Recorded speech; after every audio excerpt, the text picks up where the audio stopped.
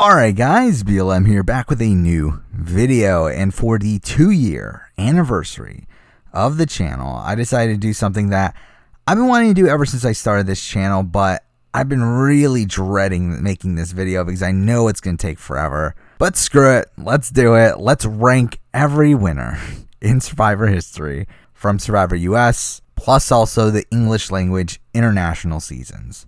Essentially, this will be a global Survivor winner ranking, including the 40 winners of Survivor US, the 7 winners of Survivor South Africa, the 7 winners of Australian Survivor, including the 2 pre-Network 10 seasons, the 2 winners of Survivor New Zealand, and the 2 winners of Survivor UK.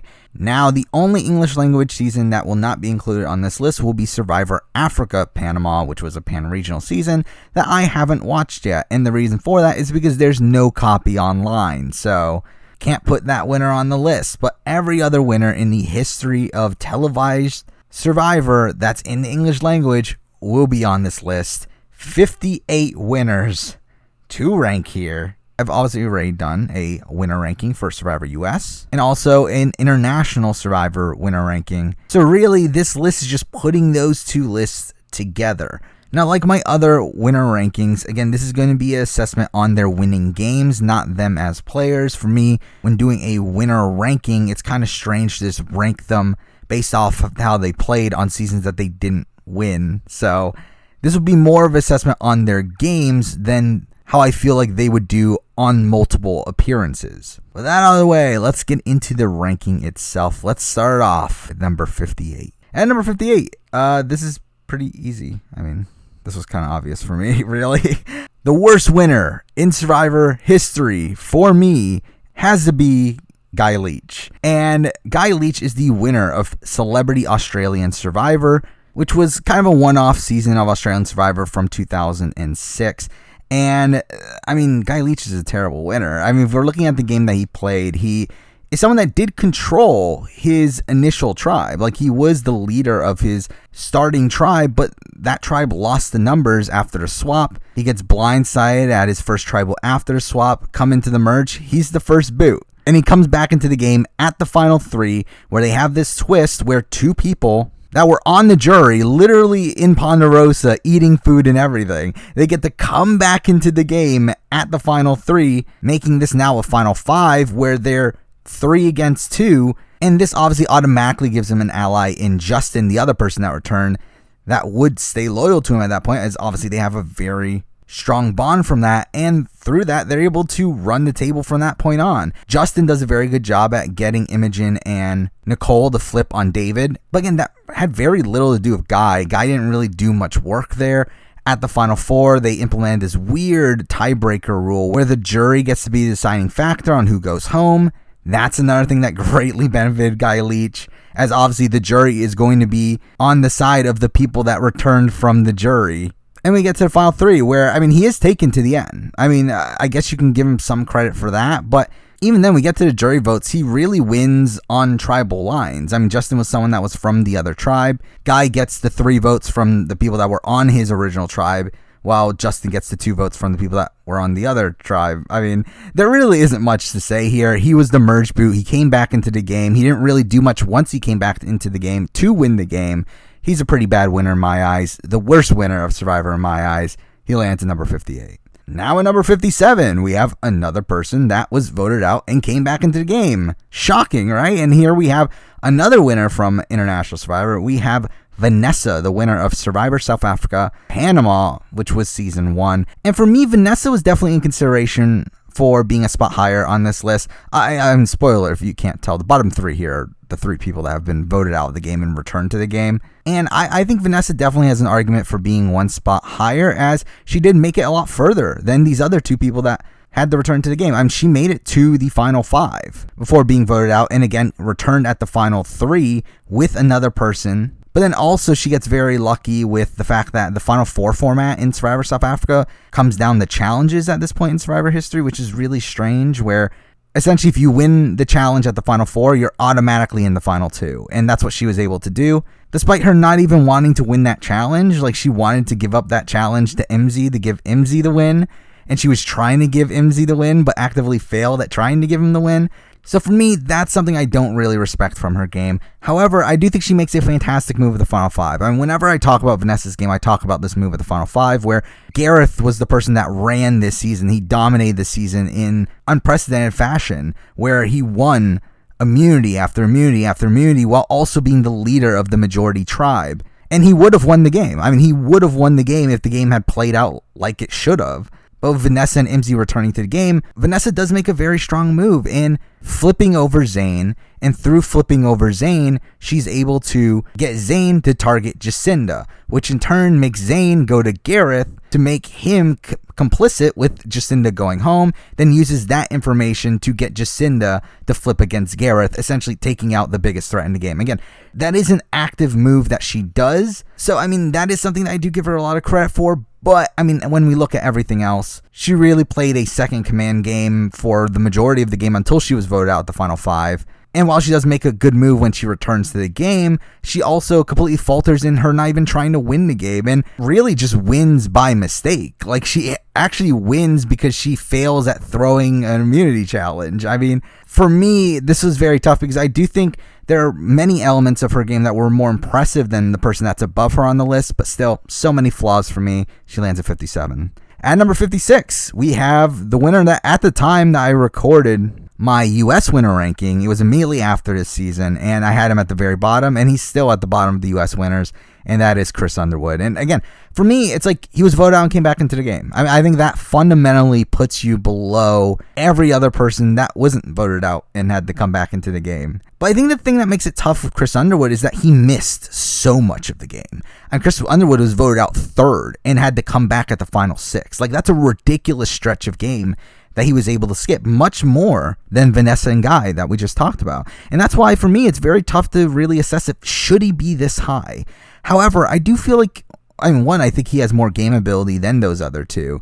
But when it comes to his actual game itself, I think he made his own fate a lot more than those other two players we just talked about. Again, for me, Vanessa, yes, she makes a good move, but she also tried to throw away her game.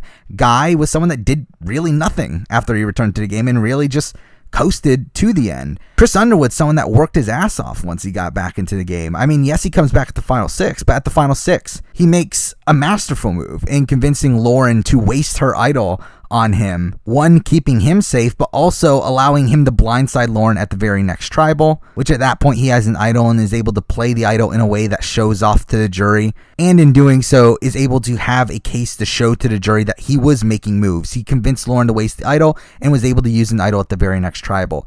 At the final 4, he gives up immunity to take on Rick Devens in the fire-making challenge and beats him. Again, like, a very impressive move to show the jury why you should win this game. And it's like, for me, Chris Underwood took every opportunity he could to show why he should win this game once he returned to the game. Again, for me personally, would I vote for him over Gavin and Julie? No. I mean, I don't really think that that's enough to give him the win, in my personal opinion.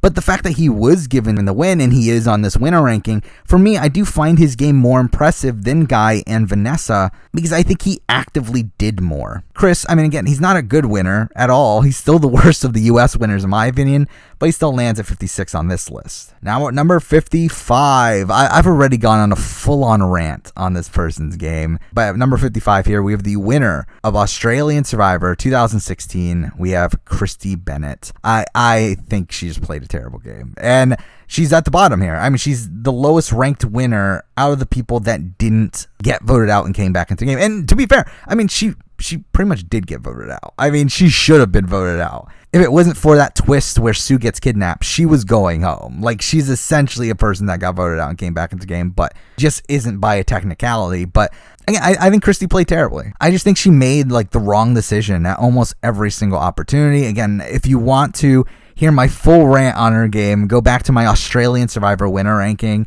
But there's just so many bad moves for me to point out here. I mean, she makes the Rowan blindside, which was a terrible move for her game, completely ruined her positioning. It's during that endgame stretch, her deciding to go to the final 3 with Elle and Lee is asinine, and the fact that it works out for her is, again, completely mind-blowing, though that's something that you really just couldn't predict. Like, I think Christy just makes the wrong move over and over again. She had no real control over how the game played out. She was really just there, whatever, she lands at 55. Now at number 54, back to the US list here, and again, another pretty bad winner in my eyes, and we have the winner of Survivor Gabon, and we have Bob Crowley. And again, Bob's another one. No control in the game. Had no clue what was going on the entire way. I mean, like, even in the early stages of the game, when he was in the majority, he was on the outskirts of that majority group. Like, he was the outer layer of the Onion Alliance. Like, he wasn't in that core group. And even moving forward, they even say in confessional, we're replacing Bob with Randy. I think that just shows even more that Bob just really had no real agency within the game and was just really in a terrible position. He really gets saved by the fact that coming to the merge, he's able to win immunity after immunity, and he does do a okay move, I guess, in making the fake idol and getting Sugar to put the votes onto Randy over him, but it's like, does that really make that much of a difference? And really, the biggest move I will give him credit for is at the Final Four, where he convinces Sugar to flip against Maddie. But even then, I think he does some other stuff terrible at the Final Four, where he like completely shuts out Susie, completely isolating her, and really, I think Bob only wins the game in that final three that he was given. I mean, the Susie Sugar final three was the perfect final three for him, and even then he almost loses. He gets a 4-3 vote against Susie, of all people. I mean, and I've said this in the past, I personally would have voted for Susie. I think Susie played a better game than Bob, even though I don't think Susie played well either. For me, I just think Bob played a very poor game, had no control, needed immunities, and had to rely on Sugar, who was highly unstable at this point in Survivor history. So, I mean, like, for me, I mean, come on. He lands at number 54. At number 53, another really bad winner. And again, from Survivor US, from Survivor Nicaragua, we have Fabio. And again, Fabio for me is, again, another winner that had to win out. I mean, this is kind of the theme of these next few winners, are people that had to win out, people that needed immunity challenges. I know people don't like my argument for why immunity challenges shouldn't be necessary in an ideal Survivor game. I've already talked about this many times in the past. If you want to hear me talk about it even more, go watch my philosophy on the Game of Survivor video, where I talk about it there. But really, Fabio, again, someone that needed immunity wins. Another person with no real agency in the game, had no control, was never in the majority group at all, really. I mean, like, he was on the outskirts of the majority, mainly just because he was started off on the young tribe. Like, he was on the better starting tribe, but outside of that, he really had no agency there, and got to the point at the final 7 where he had to win out. He won final 6, final 5, and final 4 immunities, almost gets voted out at the final 7, and really doesn't get voted out because he is so bad at the game at the final 7.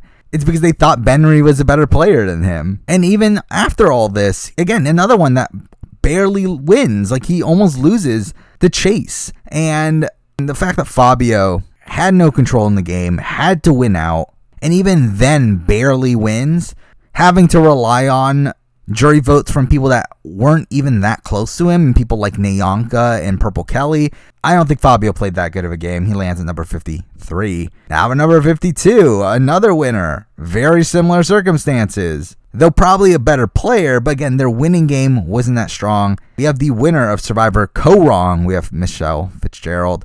I've talked about this many times in the past. Again, Michelle got very lucky. I mean, if it wasn't for Joe getting medevaced, Michelle was 100% voted out at the final 5. And then she's in a situation where if she doesn't win that final 4 immunity, she gets voted out. For me, Michelle's game is kind of a turbulent one where, like, I remember when the season ended, I actually thought not highly of her game, but I thought she was an upper bottom tier winner. But I think now, as time has gone on, again, she's obviously significantly dropped. I just think if you really assess how that season played out, there really is just no path for her to get to the end outside of her getting lucky with the Joe medevac and also winning challenges. There's never really a point where Michelle was like a major decision maker within the game.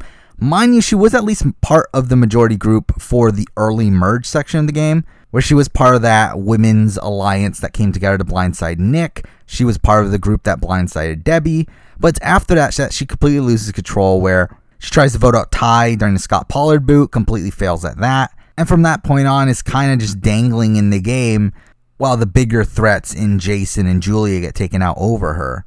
Mind you, I do think she makes good relationships with Sydney and Joe that allow her to stay in the game, because I do think without them, she definitely goes home at final 6 over Jason. But it's still a massively flawed game, a game that had to rely on something that was completely out of her control to happen. So for me, she lands here at number 52. Now number 51, another winner that had to win out. And that is the winner of Survivor of the Amazon. We have Jenna Maraska. And Jenna's a game that, like, to be honest, I used to think of her as the worst winner in Survivor history. There was definitely a point where I thought that. And to be honest, that's because I really harped on the fact that she tried to quit the game, that she wanted to quit the game. And I do feel like at this point, I don't really count that as that big of a negative anymore, because she never actively sabotaged her game. I mean, outside, I guess you could say at the final 6, where she does give immunity to Heidi, but that was because she thought that that would convince Rob to vote out Christy. I don't really think of that as a major negative against her anymore. However, she's still a person that had to win out. I mean, she still had to win the final 2 challenges to get to the end. And even outside of that, she never really had that much control in the game. Obviously, she was part of the majority group for much longer than any of the winners that we've talked about so far. I mean, she was pretty much part of the majority up until the Alex Bell boot. I mean, up until that point, while she wasn't like a major decision maker there, she was at least part of the core group. However, I think once she loses control, that's when her game really spirals. But really for me, though, it comes down to her needing to win those last few immunity challenges. That's why she's so low on the list, mixing in with the fact that she had no real control in the game and the fact that she gets into a winning position within the game from circumstances that are, again, out of her control. I think there are also parts where she just treats people poorly. I think there's definitely points where she could have actively made people bitter with her actions. And to be honest, I'm very surprised that someone like a Christy wasn't extremely bitter at her. But overall, though, again, like, I do think she is definitely better than the last few winners that we talked about. However, I just think the fact that she needed to win out at the end, and even then, I don't think she wins in every situation. So for me, Jenna lands here at number 51. At number 50, again, probably a controversial one. I know people were upset at this placement before, but again, I just think she played terribly. And that is the winner of Survivor Heroes versus Villains. We have Sandra Diaz Twine.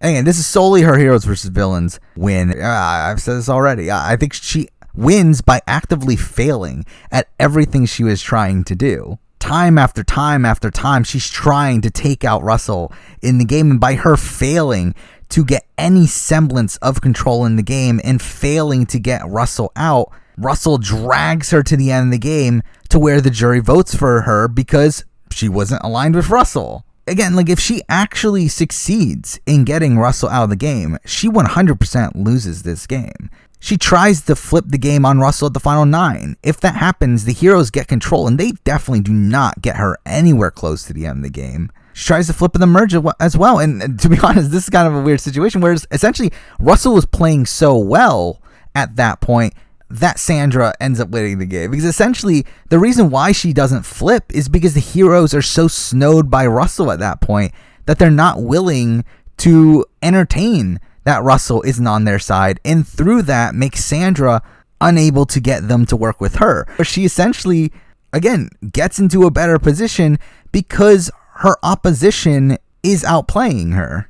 And even if we look before this, I mean, yes, she was part of the initial core group. I mean, her, Courtney, Boss Rob, Tyson, that was the core. They also had Jerry and Coach. They were the initial majority of that group. And she does get into a lot worse of a position because of Tyson's mess up, which again was something that was not in her control. And then I think you have to give her credit for taking out Coach. I think that is impressive. That she essentially stroked Russell's ego enough to the point where he does make that move. Though, I mean, if you really think about it, really all she needed to do was flip Parvati and Danielle, but whatever. But that's really most of the positives I can say about her game. Everything else was either something that was handed to her or something that she accidentally got. Something like Courtney being voted out over her. It's like, that was the obvious move. I mean, if you're in that position, Courtney is well more insulated with the other side than Sandra is.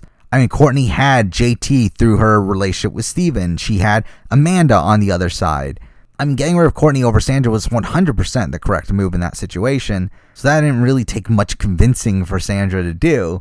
I mean, like, really, Sandra played a pretty bad game, in my opinion, in Heroes vs. Villains. And obviously she gets rewarded for it. The reason why she's this high is, again, she didn't need to win out. People actively took her to the end, which you have to give her some credit for. But I mean, like, outside of that, I think she played pretty poorly. So for me, she lands at number 50. Now number 49, and we're actually in a string of International Survivor winners here. 3 in a row, all pretty mediocre. Again, we're still in the bottom tier of winners for me. I mean, the bottom tier is pretty big here, especially when we expand it with the international winners, as there's a lot of mediocre international winners. But at 49 here, we have the winner of Survivor South Africa, Malaysia. We have Lorette. And Lorette for me is a very tough game to really assess. And there was a point where I had her very close to Christy, much lower on this list. However, when reassessing her for this list here, I mean, as much as I don't think she actively did anything, like I don't think she actively played strategically. I don't think she had much agency in her game. I think most of the moves that she made were based on personal feelings, based on who she liked, who she didn't like. I don't think she was actively playing a game. I think she was just trying to get to the end with the people that she liked. So while I don't really respect her from a strategic standpoint, I mean, at the end of the day, she still was able to get towards the end game in a majority alliance. Like, merge is a very wonky section where they came into the merge tied in numbers. They had a tiebreaker challenge. From that point, that tribe has the control until her and Manla at the final 5 decide to flip against Angie. And then we get to the final 4 situation. As I mentioned with the earlier Survivor South Africa season, at this point in Survivor South Africa history, a challenge was the deciding factor at the final 4. But this is a bit different where at the final 4, the winner of that challenge was automatically taken to the final 2. The loser of the final 4 challenge is eliminated. Now, the winner of the final 4 challenge essentially acts as final 3 immunity as well, where they have to vote out one of the 2 remaining people. And through this, she gets to the end of the game. I mean, she does win that challenge, but also at the same time loses her closest ally in Manla. Manla loses the final 4 challenge, who she was going to take to the end. And if she does take Manla to the end, I don't know if she wins. The problem with really the problem with Survivor South Africa at this point in time is that so many people were willing to give up their game for the better person or whatever, the better option to make them feel like a good person, essentially. Where Manla, for all I know, probably gives up his game for Lorette at the final 2. I do think Manla wins a straight up jury vote. I think if they're voting off of how they feel like the person played the game, I think Manla easily wins that jury vote. However, for all I know, Manla could have given up his game at that point, and that really just changes up the entire dynamic of this season. But really, it's like I feel like Lorette had to bank on people feeling bad for her. I mean, essentially, she wins the game because she didn't have money, because people thought she needed the money more. I mean, Angie was the swing vote. She wins in a 3-2 vote against Grant. Grant, who was someone that his closest ally was Angie throughout the entire game. But Angie decides to vote for Lorette because Lorette needed the money. And for me, that's another thing that's, again, it's completely out of her control.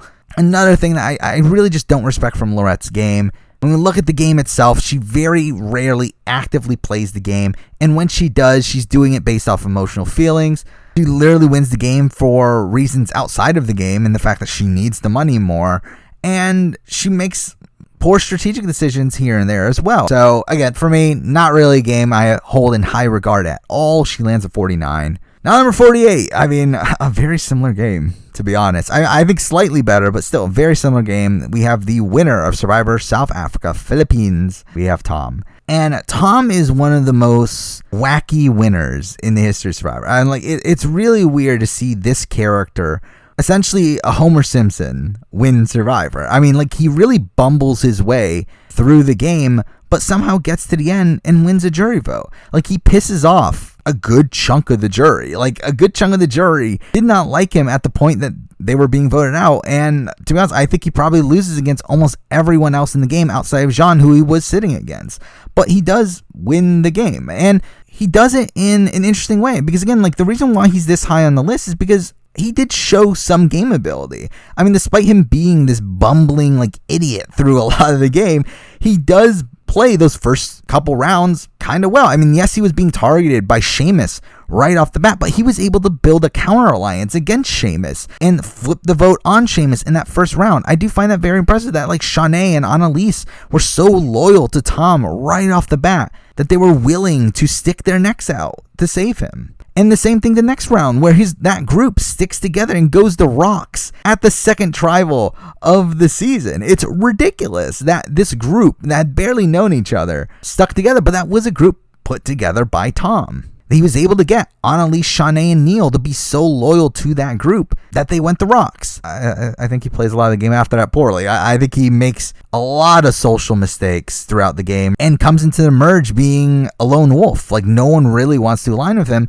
until Werner picks him up, and through that, he's able to be part of that majority alliance up until the end game. And then we get to the end game itself, where he does play a bit more actively. He does save Werner. He tells Werner like all the information that he knew about Katinka flipping on him and everything, and gets Werner to save Jean.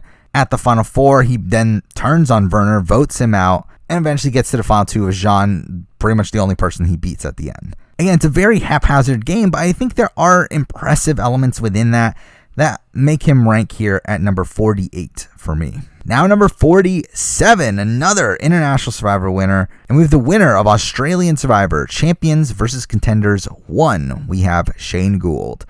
And again, Shane's another one for me that I find it very tough to assess her game, because I think she's another one that was very much on the outs for a good chunk of the pre-merge. I mean, there was even a point where if Moana didn't quit the game, Shane Gould probably gets voted out there. I mind she had an idol and she did use it, but again, still not a great position to be in. However, I do think she does a very good job at repairing her relationships after a swap, where she builds a pretty good relationship with Matt Rogers, and through that also gets the relationship with Steve and Sharn, and they're able to become the core group coming into the merge. The problem is that there was obviously an opposing side that came together to flip against them at the final 9, where she does get blindsided when Matt Rogers goes home. And from that point forward, it's essentially her and Sharn scraping by, though also during that time, Shane really plays hard. I mean, she's not just like doing nothing. She is trying to get this other side to make mistakes. She builds a really strong bond with Brian, to the point where Brian mistakenly takes out Fenella in the hopes of saving Shane. And that allows them to flip the entire game on Brian, where they take out Monica at the final 5. That gives them the numbers at the final 4 to take out Shawnee. And then she gets Sharn to take her to the end in a situation where she wins in a 5-4 vote. Again, like, I don't love that the vote was that close. And I don't love that a lot of her votes came from anti-Sharn votes. Because I do think there are people like Brian, people like Matt Rogers, that are voting more so because they didn't want to give Sharn the win than they wanted to give Shane the win.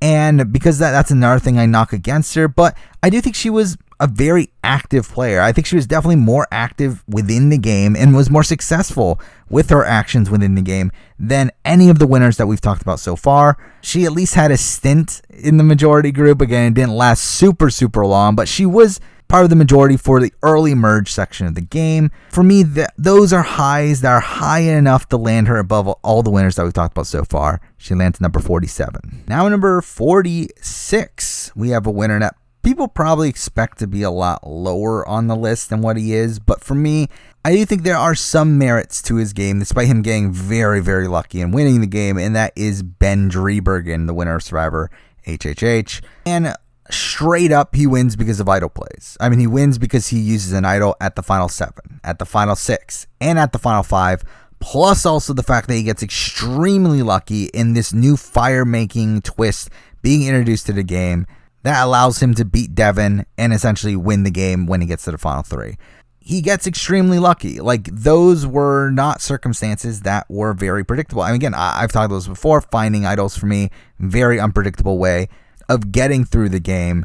Plus also him needing to rely on this twist that he had no clue was coming. Like, he thought he had lost the game at the final 4 when he didn't win that immunity challenge.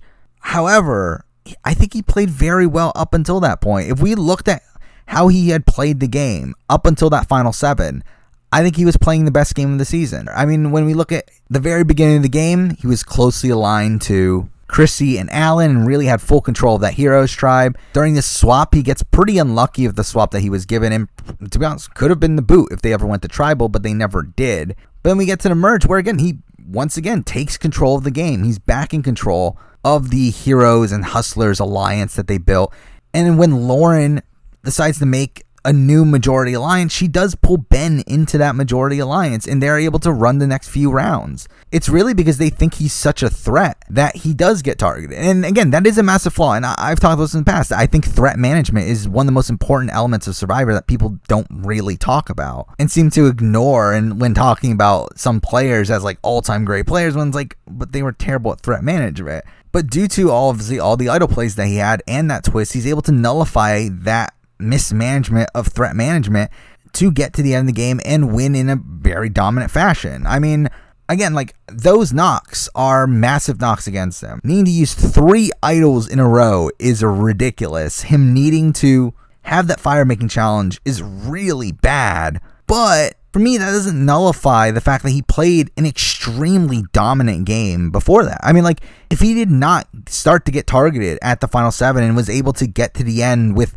his alliance never flipping on him and him winning the game from that point, he's easily a top tier winner. Like, he's easily probably in the top 10 of all time. I think he's a very strong winner in that situation. But it's because of those mistakes that do drop him to the bottom tier. But I wouldn't feel right putting him at the bottom of the bottom tier because of those mistakes. So because of those reasons, for me, he does land here at number 46. Now, number 45, we have a player that's very similar, in my opinion, to Ben, and that is Mike Holloway, the winner of Survivor Worlds Apart. Again, very similar circumstances. I actually think Mike probably plays the game before his game blows up probably worse than Ben's. Again, I think Ben plays an outright dominant game up until the final 7. I think Mike plays a dominant-ish game until the final 9. Like, it's kind of weird where it's like, he is in a dominant position as he is the figurehead for his alliance, but he isn't the actual leader of his alliance. Unlike Ben, who I do think was a major figure in the decision-making, I don't think Mike was as major of a decision-maker as he thought he was before his game blew up. Because we very clearly see Rodney, Carolyn, Tyler, Will in a core 4 alliance that was going to run the game. Now, I will give Mike credit for being in a dominant position on his early tribe. I think his initial tribe, he was part of the core group there with his alliances with Kelly and Dan and Rodney. Post-swap, he does make that decision to flip against Rodney and take out Joaquin to save Joe, and I do think that is another thing you have to give him some credit for, and I think through that he does a pretty good job at managing his threat level earlier on, where he does keep Joe as a massive target in front of him.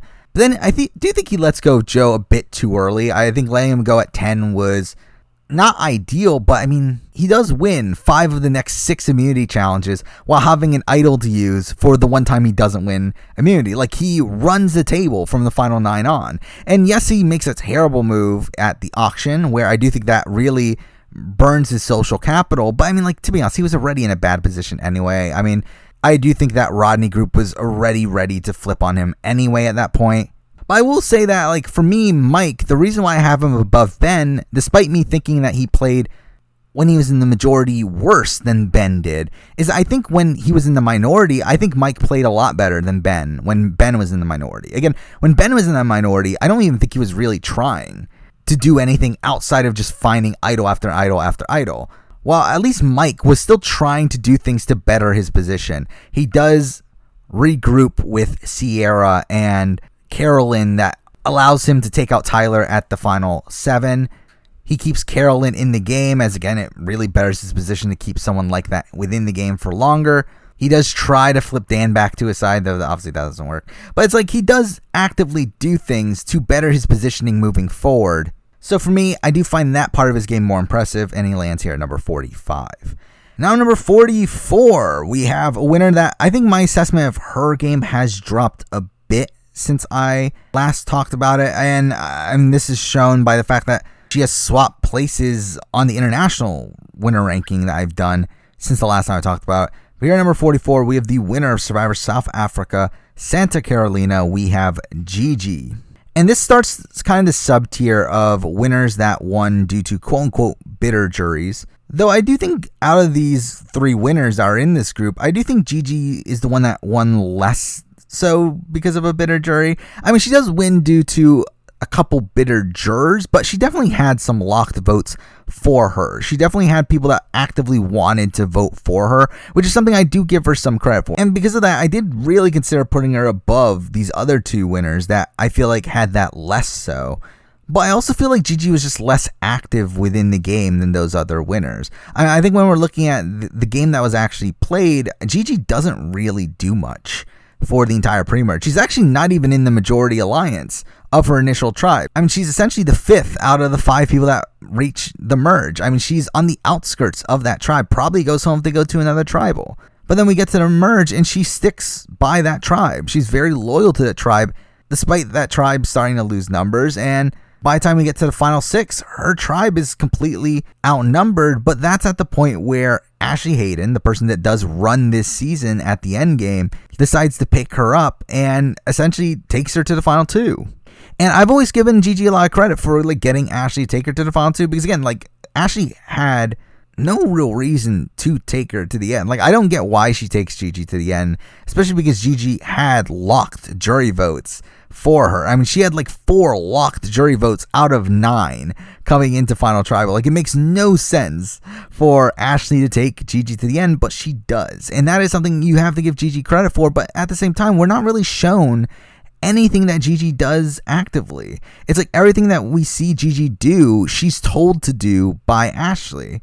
For me personally, I just don't find Gigi's game as impressive anymore, largely due to the fact that she doesn't actively do it. Like, almost everything that happens to her within the season just falls into her lap, and she's very lucky to the point where there are many spots where she was in a precarious position, but somehow squeaks on through, largely not due to the actions of herself. So because of that, plus also the fact that, again, she does win due to Kaz and Lo being really bitter for, like, I mean, Kaz had a reason. I don't know why Lo was so bitter. That makes no sense to me.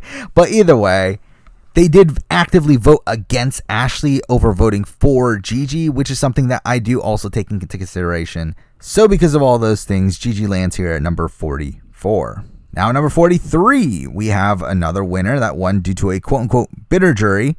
And this one probably even more so than Gigi, and that is Amber, the winner of Survivor All-Stars.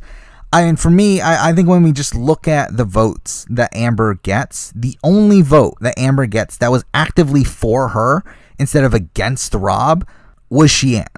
And a lot of that's because Sheehan was completely misguided, too. It's like Sheehan had an incorrect read on how the game played out to where she thought Amber was the decision maker of the two, which we very well know isn't the case. In many ways, Amber wins due to a misconception of her game. Now, where'd that misconception come from?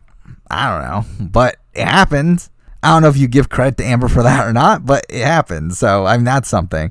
But also, I mean, the other 3 jury votes that she gets in Lex, Tom, and Alicia were not people that weren't voting for Amber. They didn't want Amber to win. They just wanted Boston Rob to lose. And again, I've talked about this before, why I consider winning by a quote-unquote bitter jury to be worse than being actively given the win. Winning because of a bitter jury means that you're winning because of the mistakes of others, not due to things that you actively did.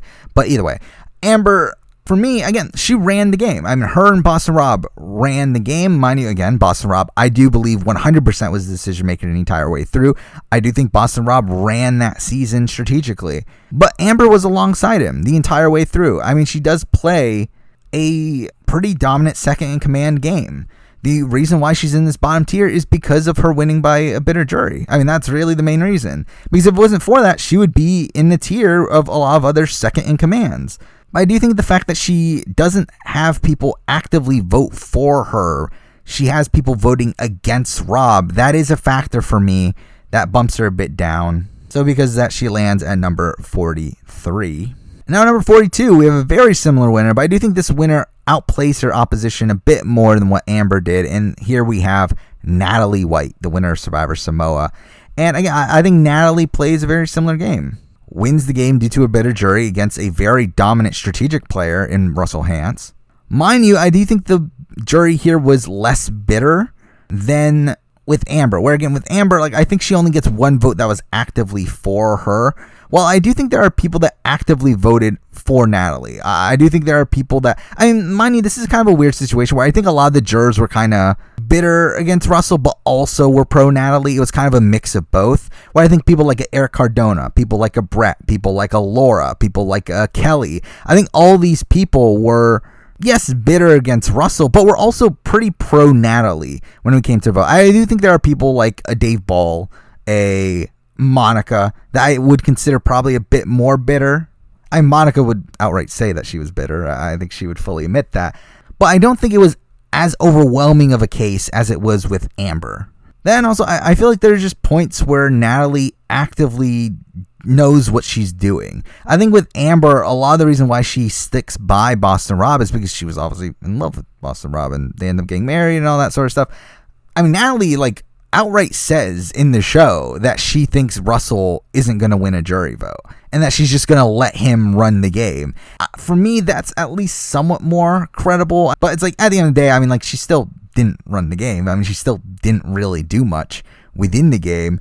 Though, again, I think she did a good job at building bonds with people. She did build strong bonds with like a Brett, a Laura, a Kelly, like some of these people that, as I mentioned before, were kind of pro Natalie. So for me, again, there's still obviously issues with her game, but for me, I just feel like she's a step above these other winners that won solely due to a bitter jury. And now number 41, we have the winner that I was talking about earlier, where this person did jump up a few spots since I last assessed her game. I do think she is probably above Gigi at this point. And for me, that is the winner of Survivor UK Pulau Tiga. We have Charlotte. And like, I find Charlotte's game kind of weird. I've already talked about this, obviously, but it's like she's someone that seemed to rub people the wrong way earlier on in the game, but then somehow by the end of the game she wins in a unanimous vote and is well liked by a lot of the people that were in the end game. She ends up on the outs of her tribe relatively early on, but is the last remaining person of her alliance, and then come into the merge,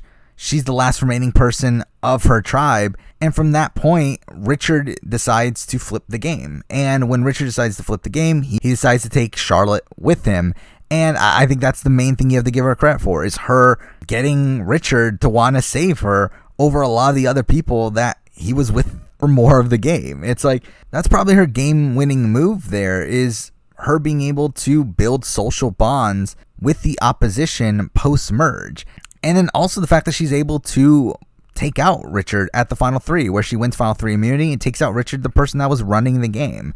Now, I don't know if she wins against Richard. She probably does, for all I know, considering I do think she has a locked 3 votes, and I could very easily see her getting at least one more, but she was someone that was actively playing the game at the very, very end. However, the reason why she is this low on the list is because, again, like, I think earlier on in the game, she had no real control over the game. I mean, she was the leader of her alliance, just her alliance was the minority alliance and got taken out one after another while she was remaining in the game because she was the strongest of the group physically. And then also at the final 6, where Richard does flip, it still only causes a tie, and she does get saved by the tiebreaker rules, which the only reason she gets saved by the tiebreaker rules is because of a strategy that one of her fellow tribe mates created that allowed her to have the upper hand in tiebreaker rules. But again, that's too much to explain in this video. But either way, it's like something that, again, was out of her control. So overall for Charlotte, I mean, there are still some things that I personally don't love about her game. Obviously, she rubbed people the wrong way. She was not part of the majority earlier on in the game. But I think as time has gone on, my opinion of her game has kind of grown a bit. I do think she was definitely more active in the end game than I used to give her credit for. And the fact that she does end up winning in a unanimous vote, I think really does say something about her game as a whole. Again, like, is she better than some of these other players that had more control and more agency throughout more of the game? No, for me personally. But I think when we're looking at these other people who won due to quote-unquote bitter juries, I do feel like she's a step above them. So for me, she lands at number 41. Now at number 40, and at number 40 here, back to Survivor US, we have the winner of Survivor Marquesas, and we have Vesepia. And whenever I just think about Vesepia's game, I always think of her as being a better player than what her winning game actually shows. I think her winning game is pretty overrated by a lot of the super fan community. I mean, when we look at Vesepia's game, I mean, yes, I think something she does very well is being able to survive. I think she does a very good job at maneuvering through the game to get her to the end of the game. However, I don't love certain elements of her game. I think something I really don't like is the fact that she barely wins the game. I mean, she wins at the end against Nalia, who is someone that wasn't even this big jury threat by any means. Like, she barely wins against her. That was a situation where if, like, Nalia had just had a better jury performance, I think Nalia easily wins that jury vote. I mean, obviously the John Carroll, Tammy, and the general contingent there was the deciding factor. And I do think there's a very good chance that they could have voted for Nalia. I don't think Vesepia really does much to actively earn their votes. I think it's really just a factor of Nalia not performing well over Vesepia actually performing well. And actually, really, I mean, they even called this out at Tribal that Vesepia isn't owning up to her game. And we even know from behind the scenes, too, is that supposedly this was even worse, where neither of them were owning up to their game to the point where they had to reshoot Tribal. And it's like, for me, Vesepia barely won the game to even begin with. But then we also add in the factor that she has very little to do with the actual flip in the game. I mean, yes, she was part of that 5-person group that came together to flip against the Road 2-4, but she's the one that has the least amount of agency within that actual move happening. I mean, we do see Sean and Kathy come together, already assuming they have Vesepia's vote, and then going to Nalia and getting Nalia to convince Pascal. It's like, really, Vesepia has almost nothing to do with that actually happening. And through that, she gets to the Final Four in a situation where she needs to win immunity. Mind you, again, you have to give her credit for really taking notes throughout the game that allows her to win that Fallen Comrades competition, which essentially broke the game and made it so they don't do Fallen Comrades anymore. I mean, that mixed in with Survivor Africa Instant, but whatever. Okay, besides the point. She just needs to win that Final Four immunity to get to the end of the game. And then also at the Final 3, she's in a situation where she loses if she gets to the end with Kathy. So essentially, she needs either herself or Nalia to win final immunity. And I don't think she particularly handles Kathy's jury vote either. Like, I do think there are a lot of, like, little flaws within Vesepia's game. Plus also the fact that, again, I just feel like she didn't have as much agency as a lot of the winners that we'll be talking about in the middle tier of the list. Where, yeah, she was able to get the target off of her back, but she never really actively controlled how the game played out. So because of that, for me, she lands here at number 40. Now number 39, we have another pretty similar winner in my eyes, and we have the other winning game from Sandra, Sandra's winning game from Survivor Pearl Islands. And again, I think this is the better of her games, though even this one isn't particularly strong. Again, she is very much a Vesepia style figure within this game, where again, she's very good at maneuvering through the game without being targeted. And to be honest, I think she plays the Vesepia game better in this season than Vesepia did, where again, Vesepia got to points where she needed to win a challenge or she needed something to happen that was not really in her control. Well, I feel like Sandra just naturally gets to the end of the game. Like, yes, Sandra does play pretty poorly at points. I think the Rupert vote, she's on the outs there, and I don't even know what she was doing putting her vote on Johnny Fairplay. It makes no sense. I thought she like dumps the fish and everything, and I don't think that's particularly great, though she's able to recover from that and blame it all on Krista, and they believe it. But she is one of the heads in flipping the game against Burton and Johnny Fairplay at the Final 5. She's able to flip Lil and Dara against Burton.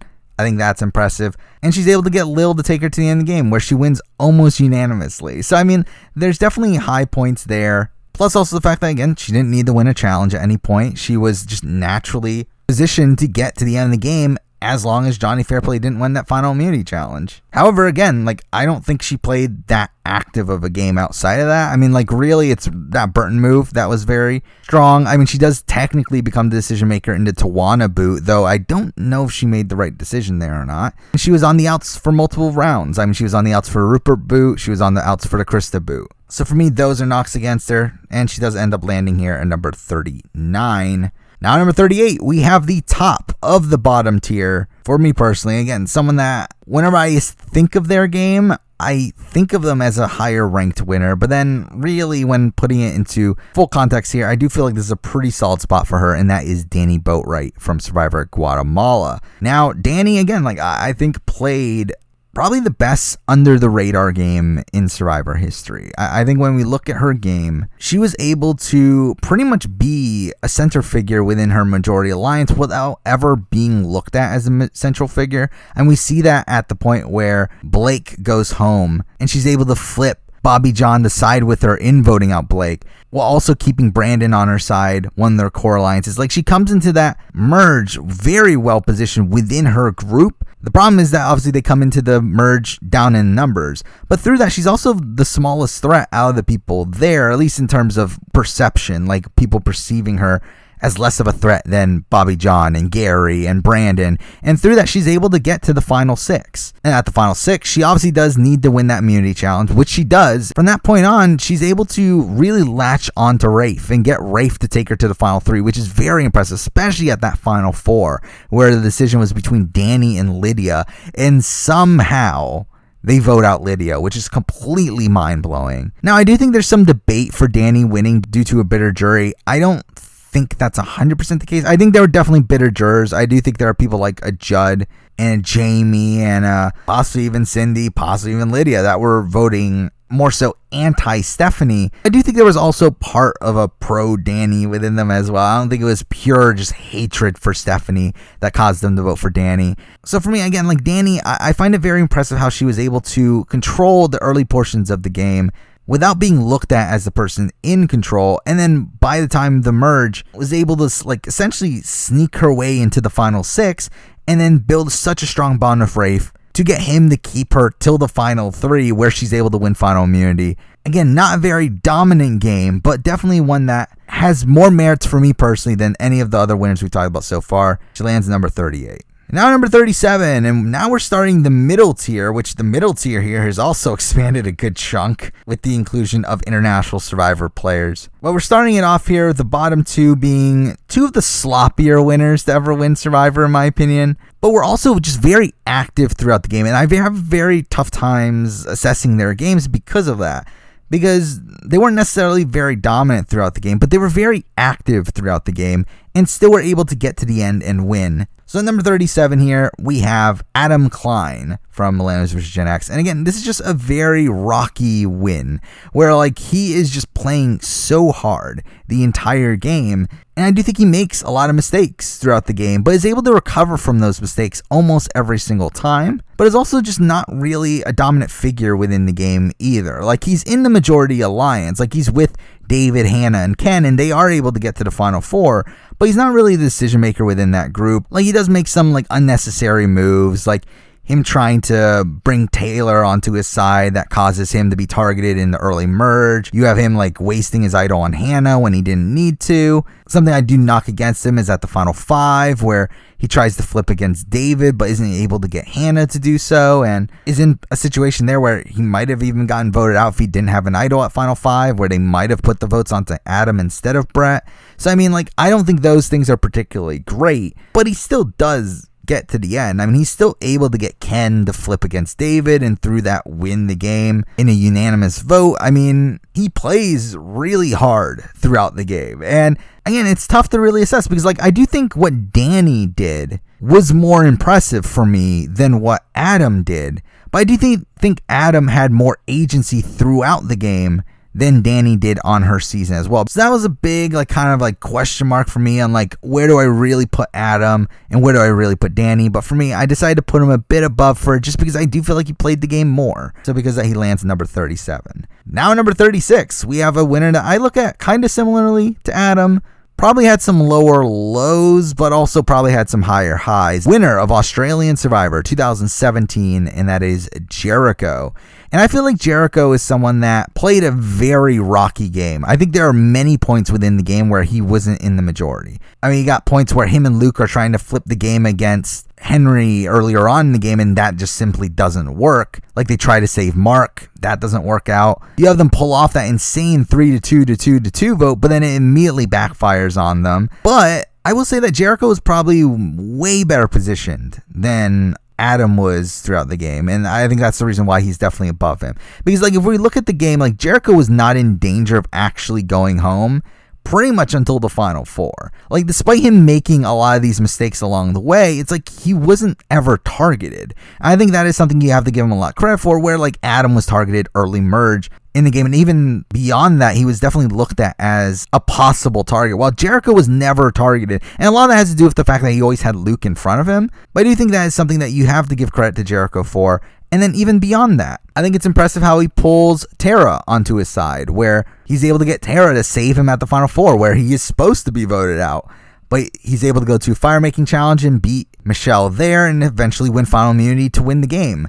Again, I think there are flaws in his game. I think there are points where he doesn't really read the game well. I think there's points where he simply just doesn't have the numbers. There are points where he comes off as really cocky, like in his final tribal performance, which I think was really terrible. But I think his positioning throughout the game was very strong, and I do think he was, again, another one that was very active throughout the game. So for me, he lands at number 36. Now at number 35, another winner of Australian Survivor.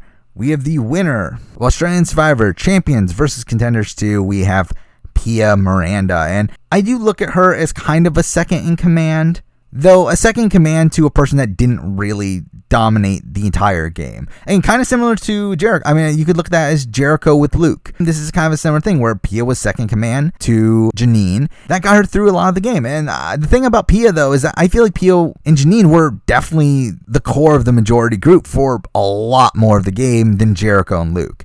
Like, Jericho and Luke were, again, at points on the bottom, or at least not within the majority group, while I think Janine and Pia were almost always the majority group, especially after those first initial rounds in the game. They spent a lot of the late pre-merge and also early merge in a dominant position. And when it does crumble around them, Pia is the last person remaining from her group, though I will really knock her for having to get saved by Luke at the final 5. I think that was really terrible. I mean, like, the fact that she goes home for sure at that final 5 unless she gets saved by that advantage, I think that's very bad, but she's able to get through that, take out Luke at the final 4, and convince Baden to take her to the end over Harry, someone that Baden spent more time in the game with. So, I mean, like, I think there's definitely really high highs for Pia, but there's also some low lows, and those things for me kind of equal out to her being here at number 35. Now, number 34, and this kind of starts the second command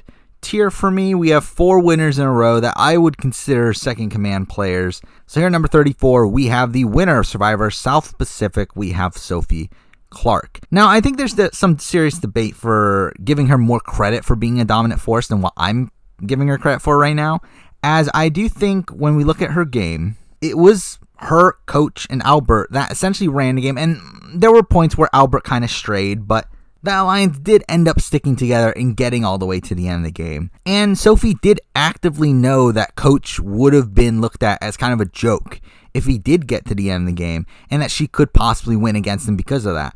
The problem is that I feel like Coach legitimately had a shot of winning the game if he got to the end. I think that was a massive mistake on her end. Because if Coach does end up owning up to his game, I think Coach wins that season. I think he gets the votes of the Savais and through that wins the game. If he could have flipped Jim, Keith, and Whitney, which I think was very, very possible, I think Coach ends up winning the game, and Sophie looks like this person that just dragged one of the most dominant winners of the game to the end of the game. That is something that I've always considered about Sophie's game, is that I do feel like there are definitely chances that she loses that game to Coach because of Coach's perception as the dominant player there. So that is why I personally have always considered Sophie a second command player, despite that probably not actually being the case. But even when we look at how the game played out, I mean, there were definitely points where Sophie was in danger. I mean, I do think Sophie could have been taken out at that Brandon boot where it was a 3-2 vote. Same thing at when Rick was voted out. She could have been taken out there.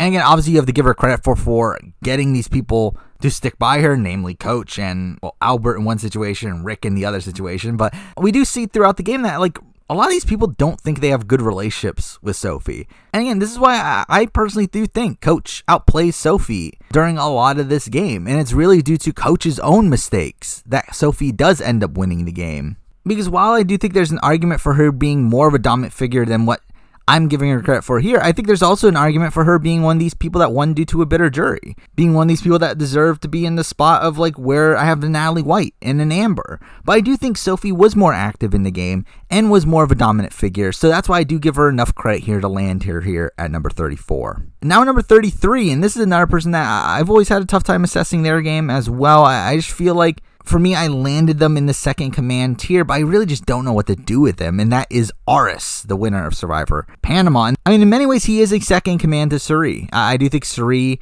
made the strategic decisions for that duo, and they were moving as a duo for a lot of the post-merge section of the game. And they were actively trying to get to the end together, and if it wasn't for Terry having an idol that he was able to use at the final 4, plus also Suri losing the fire-making challenge, I mean, they probably do get to the end of the game together. So throughout the game, though, I do feel like he makes more mistakes than Sophie does. I think throughout the game, he does make the mistake of, like, telling Melinda that she's going home. I think that was something that wasn't great for his game.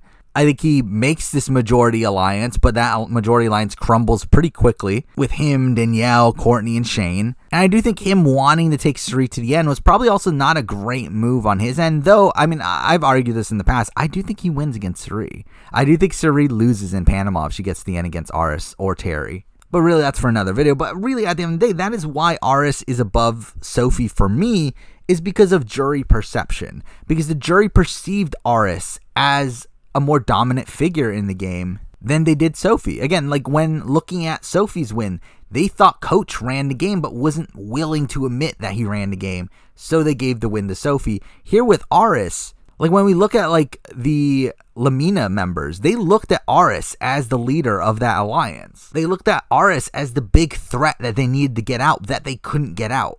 So for me, again, like Aras and Sophie, I think they kind of have similar games, but kind of on the opposite end of things.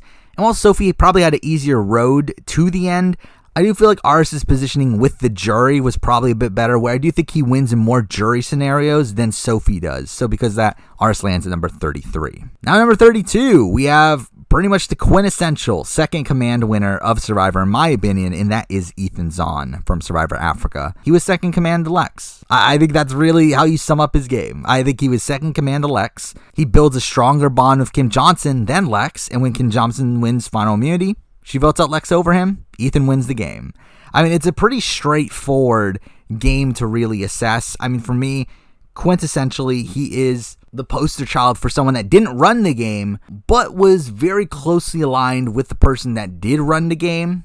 And through the person that ran the game being taken out at the last second, he ends up winning the game instead. Again, like pretty simple for me. He easily lands at number 32 here. Now number 31, another second command winner in my opinion. I know some people really love this person's game. I've never been a big fan of this person's game, but they still land here at number 31. That is Denise Stapley, the winner of Survivor Philippines. Again, I look at her game as a second command to Malcolm for the most part. I do think there is some serious debate on certain elements of her game. Something that I never loved about her game is the fact that she was willing to take Malcolm to the end, where she does lose against Malcolm. Again, I get so many comments about this. She does lose against Malcolm. It's pretty much been confirmed that if Malcolm and Denise got to the end of the game, that Malcolm would have gotten the votes of Pete, Carter, Penner, Abby Maria, Jeff Kent. Like, it's pretty much confirmed that Malcolm does end up winning the game if he gets to the end against Denise. Yes, the reunion show said something different, but we've had a couple sources now that have confirmed that that was kind of a joke from like Penner, Carter, and Pete, where they just wanted to mess with Jeff at the reunion show for whatever reason. Malcolm does end up being Denise if they do get to the end together, which I do think was a very likely scenario. And was a scenario that she was actively trying to get. Like, she actively wanted to take Malcolm to the end until Malcolm messed it up for himself. And it's really, again, due to the misstep of Malcolm that she ends up winning the game. Where Malcolm was readily willing to flip against Denise, while Denise wasn't willing to do so herself. So, I mean, for me, that was a major knock against her right off the bat, but I also don't love how she plays a lot of the post-merge section of the game. I mean, she really just falls into the background and allows Malcolm to make a lot of the decision-making for the duo. Like, we don't really see Denise do much after the artist boot. Now, earlier on in the game, obviously, she did have some agency there. I really love how she got Russell Swan to vote against Malcolm. I think that was very strong. I do think her building bonds with the Calabaos to the point where they don't want to vote her out right away, I think that's very strong. So there are definitely high points to her game. But I do think that Malcolm thing for me is such a major knock that I do end up landing her here as a second command player, and that does land her here at number 31. Now at number 30, and here we're moving on to kind of a transitional tier here. I would still consider this middle tier, but this is kind of the last tier in between the top and the middle tiers, where this is a good chunk of players here that I would consider semi-dominant winners that I think there are definitely parts of their game that were very dominant, that were out in front, that led the charge on the game, but they definitely had massive faults in their game as well that leave them out of the top tier for me personally. And let's start off that tier with the most flawed game of the bunch, and that is the winner of Survivor South Africa Maldives. We have Haiki, and Haiki for me played such a weird game because like he does dominate a certain portion of the game. He does dominate essentially the end game. Like from final 6 on, he does have a lot of control. He does have a lot of control on how the game plays out. Now, I do think he makes a misstep at the very end, at the final 3, but it ends up working out for him. Where Let's Go wins final immunity, and that should have doomed him. Like, he should have gone home. But again, like due to some weird logic from Let's Go, she ends up thinking she can beat Haiki more so than Bonnie and takes him to the end where she loses.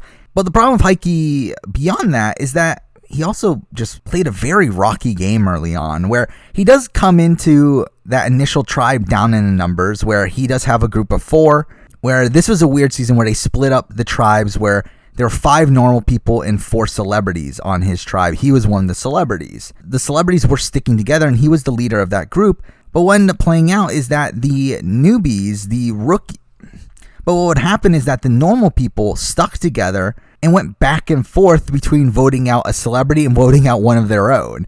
And through that, Haiki essentially becomes the leader of this minority alliance that somehow still gets to merge, which you can credit him for building bonds with Tejan enough to the point where he's willing to keep him in the game, but also it's just not really optimal gameplay there. But once they get to the merge, their tribe does have the numbers, and it's essentially him and Tejan in kind of a civil war for a little while until at the final 7 where Haiki does end up winning that battle where Tejan goes home. And again, from that point on, he pretty much runs the game. Like him, along with Bonnie and Let's Go, they have numbers from that point on. And again, it is a semi-dominant game. He is the leader of his group at all times. He is always the leader of his alliance. The problem is that his alliance isn't necessarily in control at all times. And he also makes a lot of mistakes here and there. He also is one of these people that preaches on loyalty and honesty and doesn't really own up to his game.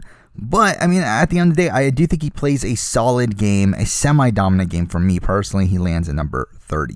Now, number 29 is probably the person who has had the easiest win in the history of Survivor, which you would think that would mean that they would be higher because, oh, that means it's a very dominant win. But at the same time, it's also a win that, like, did this person even play?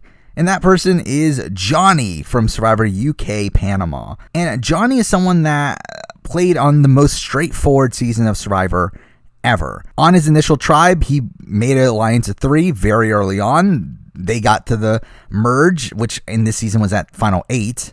But they had 4 people from their tribe. They won on the tiebreaker, and they ran the table. They voted out their 4th member and 4th. And he had strong relationships with both the other people to where they would have taken him to the end. Susanna wins final immunity, takes him to the end. He wins. Very straightforward win. Probably the most straightforward win in the history of the show. The reason he's not higher, though, is like no one was really playing super hard. I mean, this was a season where they were still in the very basic elements of Survivor strategy of get your tribe to merge with the numbers. Once you get there, vote out the other tribe, and then get to the end with people that you like. And he was very good socially. He was able to get pretty much everyone to take him to the end, and that's something you have to give him credit for. But how much was that actual gameplay? Like, he wasn't actively doing it. Like, it was just happening. And even then, like, if he got his ideal scenario, he goes to the end with John, someone that had a much better chance of beating him if they got to the end. Like, I mean, I do think he probably still edges it out, but it's definitely a lot closer in that situation. And he's another one that also wins because people thought he needed the money more. Johnny plays a dominant game. It's just a dominant game that had no real effort put into it. Like, there was no real agency for him. It was just handed to him. And because of that, I do find it very tough to assess his game. And another reason why I was so willing to put him this low is also because we do see John as the decision maker for that alliance. Like, we do see John being the one strategizing and making deals with the other group. Like, we never see Johnny being the one that actively strategized. And that, I think, even lends even more to the fact that I just don't think he was really playing the game. I think the game was just happening and he just so happened to be in the best position due to outside circumstances. So because of all those things, I just find it very tough to assess his game super highly. He lands at number 29. Now at number 28, we have a bit more of a recent winner here. We have the winner of Survivor, David versus Goliath. We have Nick Wilson. And Nick is someone that I think was in a position to have played a dominant game. I think at the point that we got to the final 9, he was playing an extremely dominant game. I was very impressed with how Nick was playing. Despite him obviously could have been the first boot. I think that is something you do have to knock against him just inherently. But outside of that, I do think he did a lot of really good work within the game. I think he positioned himself very well after that first initial round. Come to swap, him building that alliance with Mike White, again, really put him in a good position. He comes into the merge where they're able to flip the entire game against the Goliath. Where at the final 12, it's his minority vote split plan that ends up winning the day there and gets the Davids the win there at the final 11. He's also a major decision maker in that plan where they use the vote steal and the idol nullifier. it's really at the final 9 where he loses control. And it's at that point where his game gets a lot rockier. But even then, he's in such a good position to where they take out Gabby at the final 8. At the final 7, they take out Christian. He's never really in contention to be voted out in those rounds. And a lot of that being due to his really good relationships with Angelina and Mike on the other side. I do think where his game really starts to crumble for me, though, is those final 3 rounds, where essentially he wins the final 3 immunity challenges. He loses Davey in that first one and really just sours his positioning at the final 5, though again he's able to recover because he wins immunities and gets to the end and he wins in a pretty dominant fashion there. However, I do still look at that section of this game as very, very rocky, and he had a very dominant mid game, and I think that part of it is impressive. But the fact that his game just gets so rocky at the end, plus also him almost being the first boot, those aren't particularly great to me, and he does land here at number 28 because of that. Now number 27, again, kind of a similar player of, like, again, very rocky parts of his game, but also some very strong parts of his game. So at number 27, we have Chris Doherty, the winner of Survivor Vanuatu. And again, another one, almost first boot. He almost was the first person voted out. And mind you, I don't think it was as close as it seemed, because I do think the votes that he had on his side were very solid and were never voting him out. But still, I mean, it was a 5-4 vote. But from that point on, he's able to run his tribe. He's able to run his tribe all the way to the merge. The problem is that I do think he makes some poor decisions as the leader of his tribe. Now, obviously, he's not perceived as the leader from the outskirts, but he is the one doing all the decision making. He is the one that's convincing Sarge to do these certain things, to make these certain decisions. And I do think they make some poor decisions coming into the merge that gets them down in the numbers. I think they trust Julie Berry way too much. But again, when he's on the bottom, though, I do feel like he does some things that are impressive that do allow him to skirt on by. I mean, and by the time of the final 7, like, while he isn't the main orchestrator of that final 7 boot, he is pulled into it, and he keeps Eliza from flipping at the final 6. He votes out Julie at 5, and then eventually votes out Eliza at 4, where he's in a very good position at the final 3, where he's made a final 2 deal with Twyla by that point that she was going to remain loyal to, and Scout was someone that just sucked at competition. So essentially, he was getting to the end of that point and more than likely winning against Twyla, who was a massive GOAT at that point. Like, I think that endgame stretch for Chris is a very strong endgame. I just feel like he has a very rocky, first round, and then also a rocky mid game as well, where he does lose control of the game around the time of the merge. So because of that, he does land here at number 27. Now, number 26, we have another winner that kind of played a dominant game, but also had some rocky positioning here and there as well, and that is Richard Hatch, the original winner of the show. And for me, Hatch is like another one that's like, it's so tough to assess his game, because yes, he was looked at as like the leader of the Majority Alliance, the Tagi Alliance that ended up running the game. Him and Sue essentially were looked at as the leaders of that group. He was looked at as the more strategic person of that group, even though I don't even know if that's necessarily the case. But despite that, I do think Rich had a number of holes in his game. I think he really gets too cocky to the point where he doesn't really even notice that Kelly and Sue are potential dangers for him, that they could come together to turn against him. He never really thinks of that as even a scenario, and that almost comes to bite him at the final 4, where they do vote against him there, and it's due to Kelly, for some reason, flipping her vote that I still don't understand, that he does end up not going to tiebreaker, which who knows what it would have been, but that obviously would have been a major danger spot for him. He also barely wins the game against Kelly, someone who the jury didn't really respect, and he actively loses jury votes at final trial. Mind you, some of that could be from Sue Hawk's Snakes and Rats speech, but I mean, like, he does still lose the votes of, for sure, Colleen at final trial, but also possibly even Jervis. He's also kind of on the outs right from the beginning of the game, where he's not part of the group that does vote out Sonia. He's also really not shown to be integrating well right off the bat, though obviously he does fix that later on. But I mean, like, I think he's someone that just has a lot of just natural social issues that are always going to harm him within the game. But within this season, he was able to maintain control of the game, despite there being many points where he could have easily lost control of the game.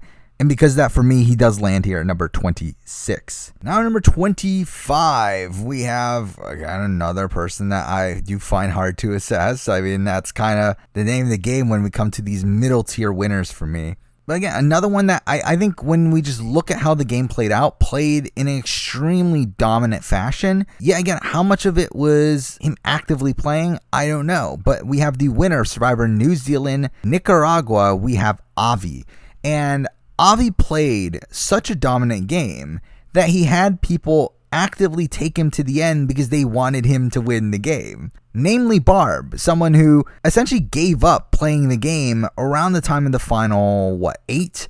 So that she could take Avi to the end so that he can win. Like, Barb is the person that orchestrates probably the biggest blindside of the season in taking out Sala. The only time that Avi loses control of the game. And like, Avi has this freak out immediately afterwards, which is probably the biggest knock against his game.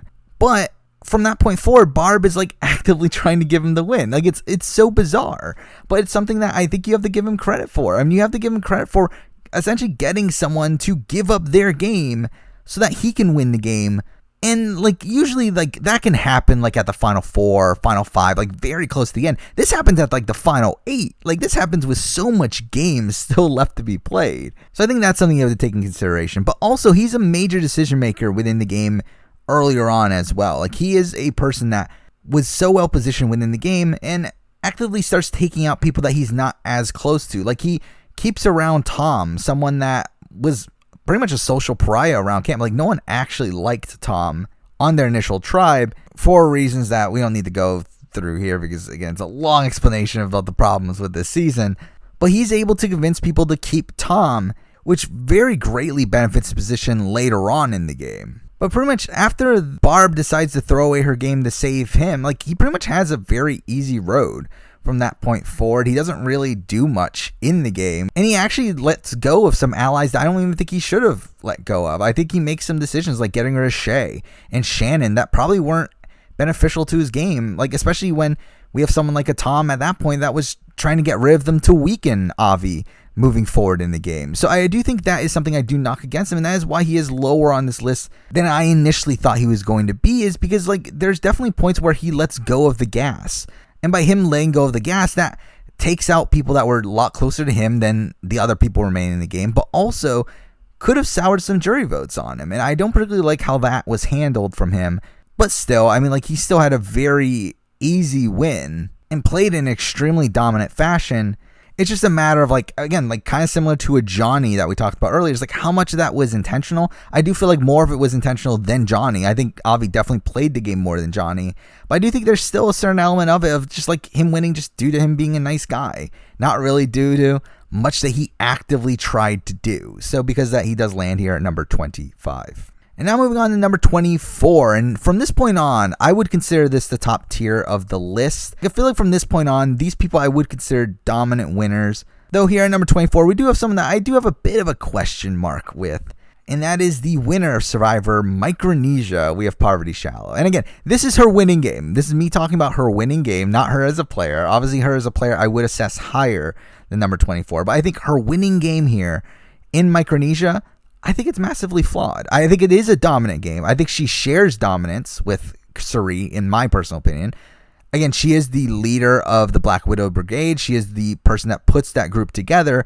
But I don't think she's the main strategic mind of that group. I think Suri is. I think Suri is the one that makes the decisions for that group. I think Suri is the one that puts together the plans. However, I think Parvati is the person that gets the people together to enact those plans. And because, I mean, I still look at Parvati as a dominant winner, though I do think she shares dominance with Suri. But the problem why she is so low is because she wanted to take Suri to the end. I mean, she goes to the final 3 thinking she's at the end with Suri, who more than likely beats her at the end. I mean, more than likely in a Parvati, Amanda, Suri final 3, Suri wins in a 3-2-2 vote, possibly even a 4-2-1 vote, where Suri gets the votes of Eric, Alexis, and Eliza, and possibly could even get Jason's. So, I mean, I think she took someone that she could have lost against and was very willing to take her to the end. Like, she actively made her in-game plans to take her to the end. It's through the luck of James getting medevaced at a point where it was early enough in the round where they couldn't replace that round, to the point where they needed to have a final 2 instead of a final 3. And I think that is something that you do have to knock Parvati for, is that something way out of her control ends up giving her the win, because otherwise she would have lost. She actively tried to get to an endgame scenario where she loses. Again, if we look at her game before that, I do think she plays very well. I think the way that she controls the game through the Black Widow Brigade is very impressive.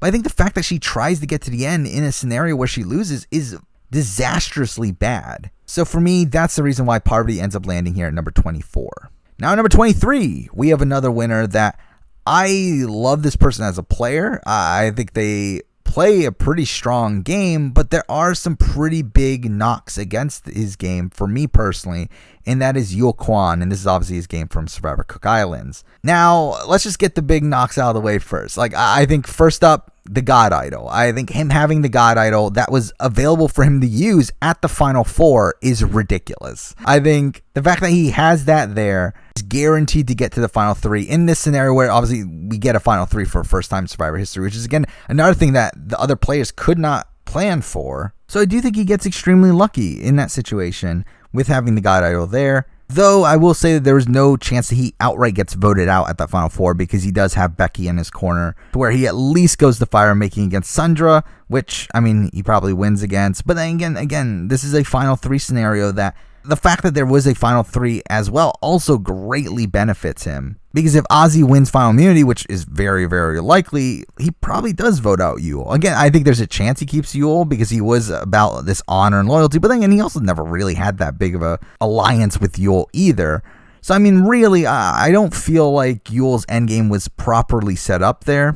Especially with him already knowing that Ozzy is such a beast in challenges. We also get the bottle twist, which I think is pretty clearly production influence there of like them being scared of what the result could have been there. So I do think the I-2-4 gets very lucky with that situation as well. But outside of that, I think Yul plays a pretty dominant game. I mean, I think he is the leader of that I-2-4, and he does run that group very well. I think the way that he's able to flip Penner over is very impressive. I think he does do some really great things, but I think he also had a lot of outside circumstances that very much benefited his game. And that always holds me back from putting Yul a lot higher on the list. Because I do think if we look at straight up dominance of the game in terms of like how they played in the positions that they were given, I do think he is probably a top 10 winner. I think he's definitely much higher on the list. But I just have those things that knock me down every single time I think about his game. So he does land at number 23. Now at number 22, we have a winner that has actually jumped up a decent amount of spots since I did my US winner ranking. And this is a person that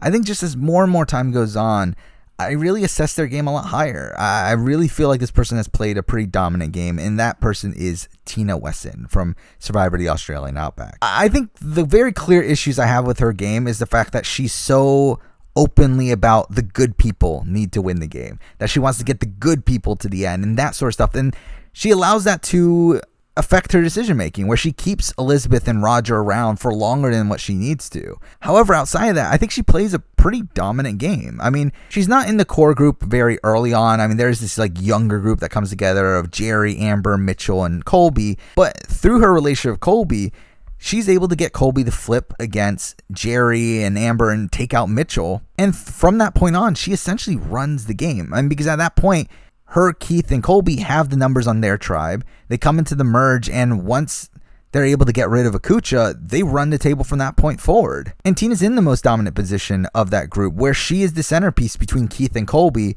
where both of them want to take her to the end, and both of them are allowing her to have the majority of votes to get her to the end of the game. I mean, I do think Tina's game, in retrospect, is pretty dominant.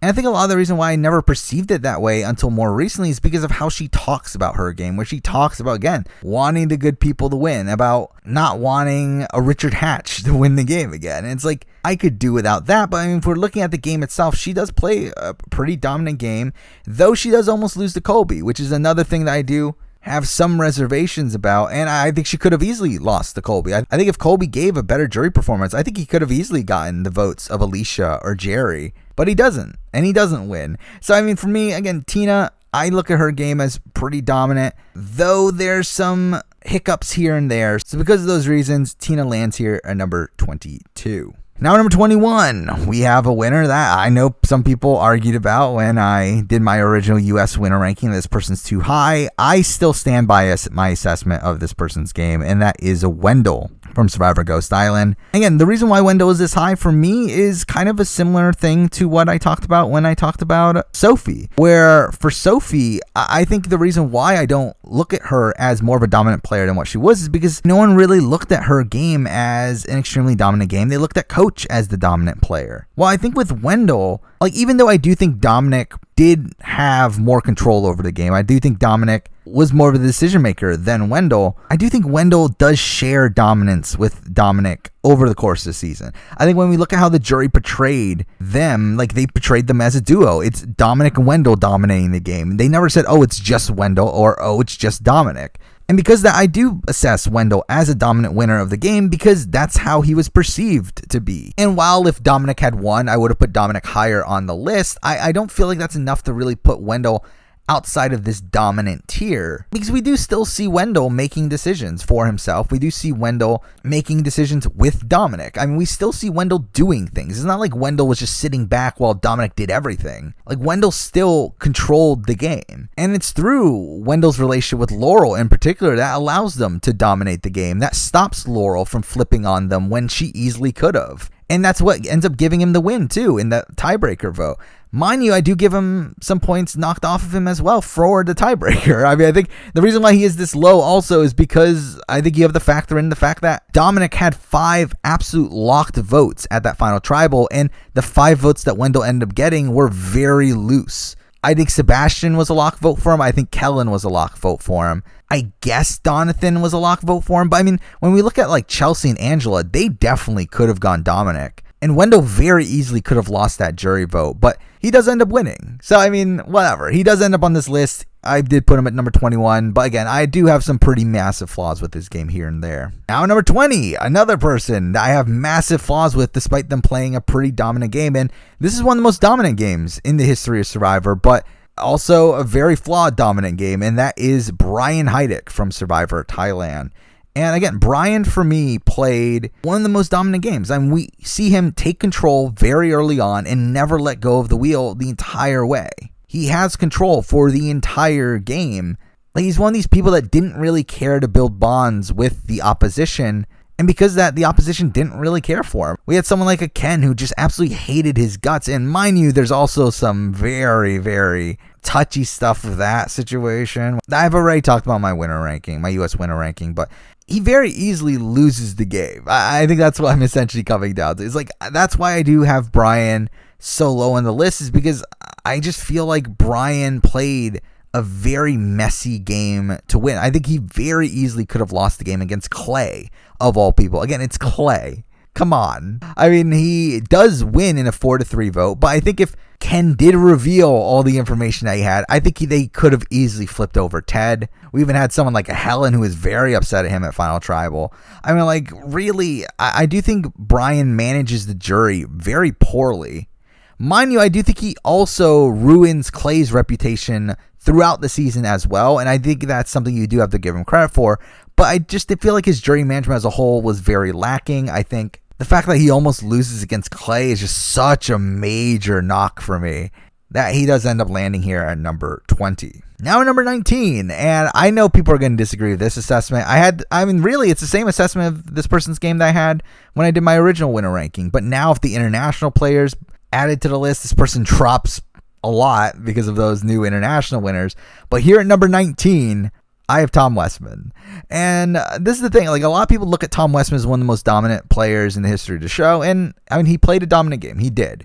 Obviously, that's why he's in this tier. He was the leader of the Koror tribe until the merge, or I guess absorption, whatever you want to call it, and pretty much ran the game up until the final 5. But even when he was running the game, I think he was running the game along with Ian. I do think Ian was someone that was co-dominant with him. I mean, we do see them strategize together. We do see Ian actively doing things to execute their plans. It's not just Tom running over everybody. It's like they're working together. Plus also that I feel like Tom loses control at the final 5.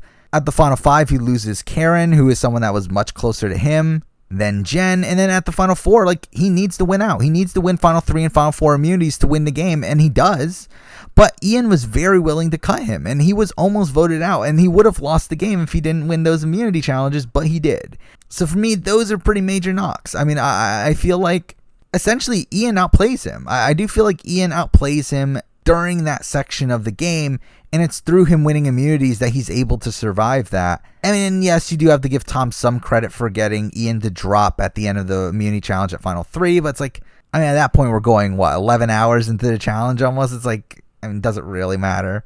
Yeah, I think Tom plays a dominant game. I think he's a better player than what this ranking makes it look like he is. But I do feel like his actual game was kind of faulty, especially in the end game. Again, I think his threat management was not the greatest. Plus, also, I do think he kind of harms his own positioning towards the end game, though is able to survive it because of immunity wins. So because of that, for me, he does land here at number 19. Now moving on to number 18, and really the next three winners I all consider as part of this tier of people that dominated the end game and were also in decent positions before that, but like didn't really dominate the entirety of the game.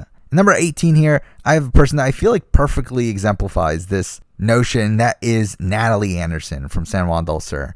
And Natalie is someone that, again, like I think was in a good position earlier on in the game. She wasn't like the main decision maker or anything, but she was the second command to Jeremy, was also closely aligned with like a Kelly Wentworth and Missy, and was, again, very well positioned on Hunahpu very early on. After the swap, she's kind of swapped into a pretty bad position, but gets through it, and then her side does get a victory in getting out Josh, but then eventually she gets blindsided when Jeremy goes home, which is probably the biggest knock against her game, is that she doesn't have any clue that that's going to be happening. But she's able to recover very well from that. I mean, the fact that she uses John Mish as essentially a meat shield from that point forward until the final 6 is very impressive, while also taking out his pawns along the way. At the final 7, she votes out Alec, keeping Keith in the game, but also pretends that she didn't know what she was doing, and then eventually blindsides John Mish at final 6. She has the idle play at final 5, which is one of the best moves in the history of Survivor, in my opinion. I mean, definitely her signature move, her winning move, in my opinion. And then also at the final 5, she's able to keep Jacqueline on her side to vote out Keith. Again, I think she completely runs that endgame stretch of the game. I think from the final 9 on, she plays in a pretty dominant fashion. But she does have that period before that where she really spends a lot of that early game being second in command to Jeremy, which is fine.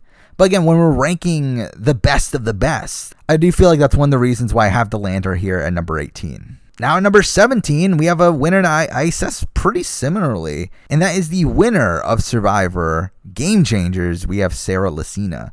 And there was a point where I had Sarah Lacina ranked a lot higher. I do remember, especially immediately after Game Changers, I looked at Sarah Lacina as, I mean, easily top 10 winner, possibly even like 6, 7, somewhere around there.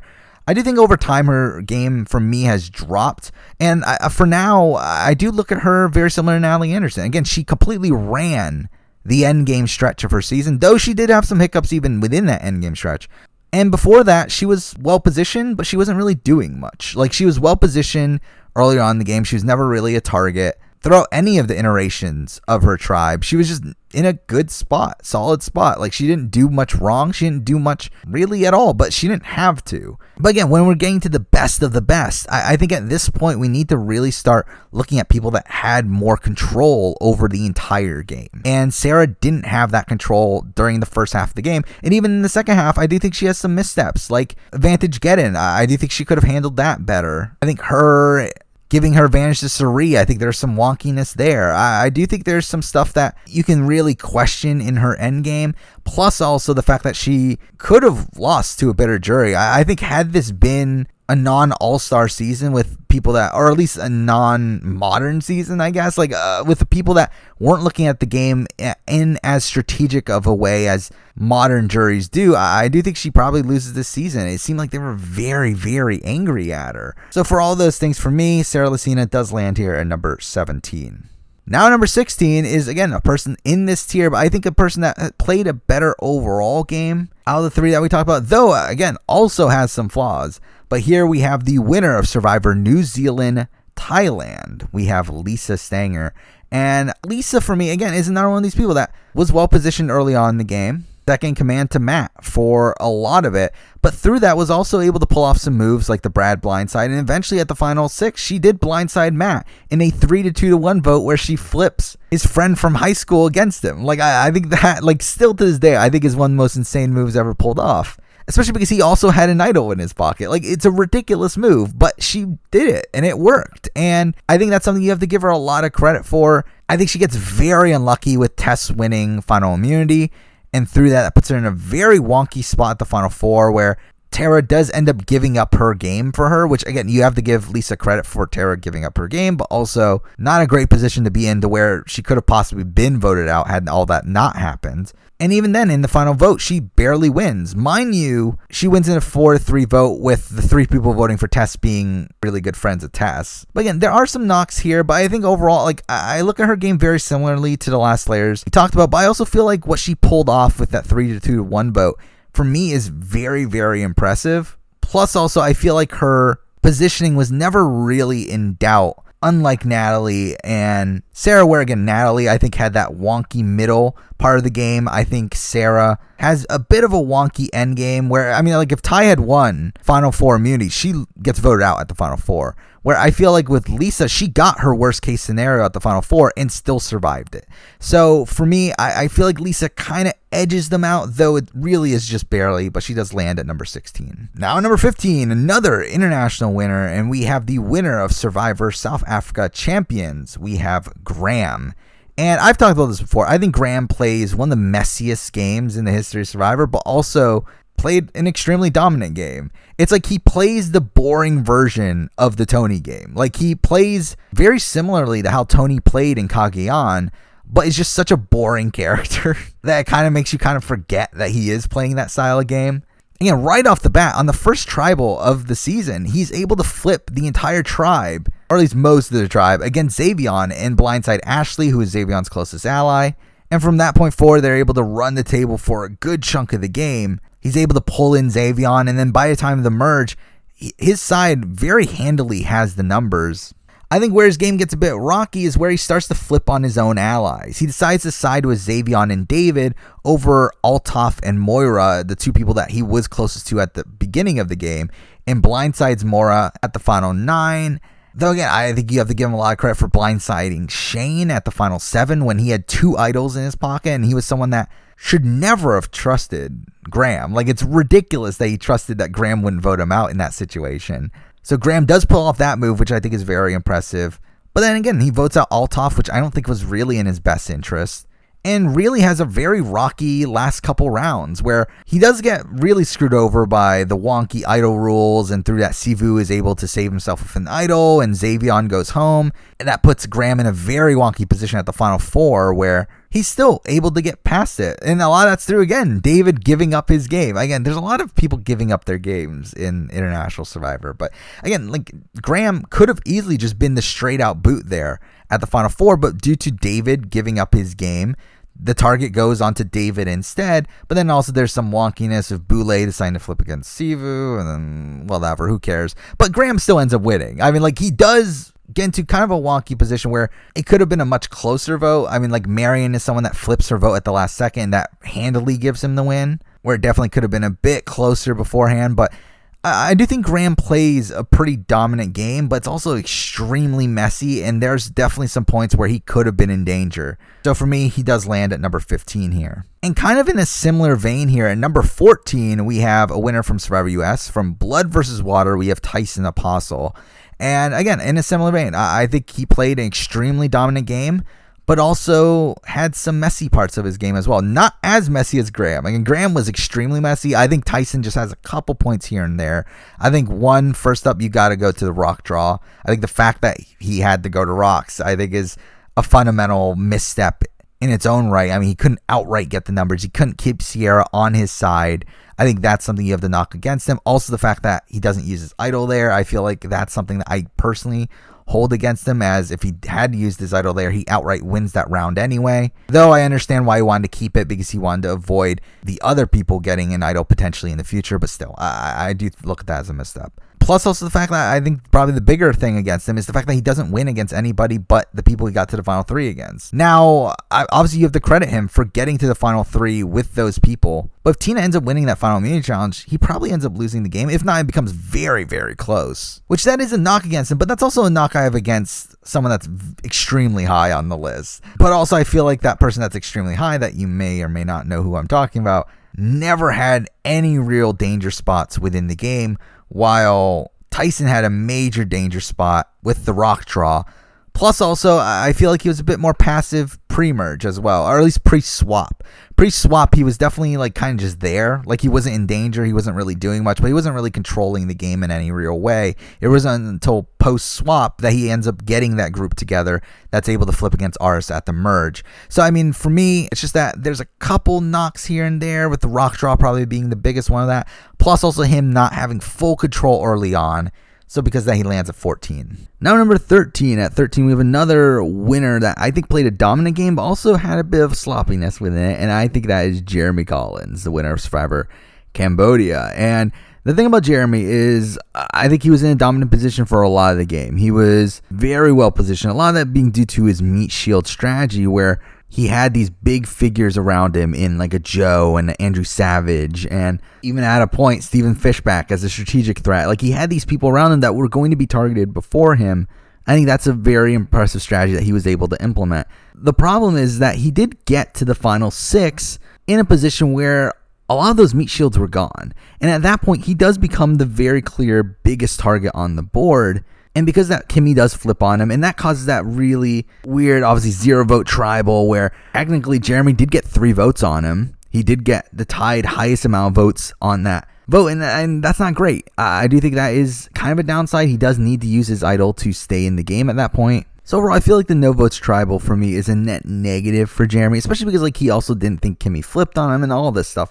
Like, I don't feel like that was a particularly great look. He also is on the outs of a couple votes. I mean, obviously he doesn't know that Steven's going home when he does go home. He's obviously left in the dark when Kelly Wentworth uses her idol at the final 12, though also you have to give himself credit for not being the target of that blind side. Though I also find fault with the fact that he possibly loses against Kelly. Like, if Kelly wins final immunity, I guess technically Jeremy could possibly not even be at the end. He would need to win a fire making challenge against Spencer, but even if he does get the end with Wentworth, like, it's a very close vote. I don't know if he wins or not. So that's another thing I do knock against him. But outside that, I do think he played a very good game. I do think he spent most of the game managing his threat level pretty well, which is something he completely failed at in San Juan del Sur. Though even then, I think he does kind of falter towards the end game. But still, overall, pretty dominant performance. He ends at number 13 here. Now at number 12, we have a winner that is actually one of the more recent winners. He is obviously a dominant winner. He's here at number 12, but I do feel like there are more faults of his game that I have issue with that many people don't, and that is the winner of Australian Survivor All-Stars. Here we have David, and I think David played, again, a pretty dominant game. But I have issues. I do think he does a good job at building that bond with Matt Rogers, and through that they pull off that Daisy blindside, though at the same time, that does lose him trust with his core alliance to the point where supposedly they were getting ready to take him out if they had gone to another tribal. Also, post-swap, I don't think he plays particularly well, especially early on.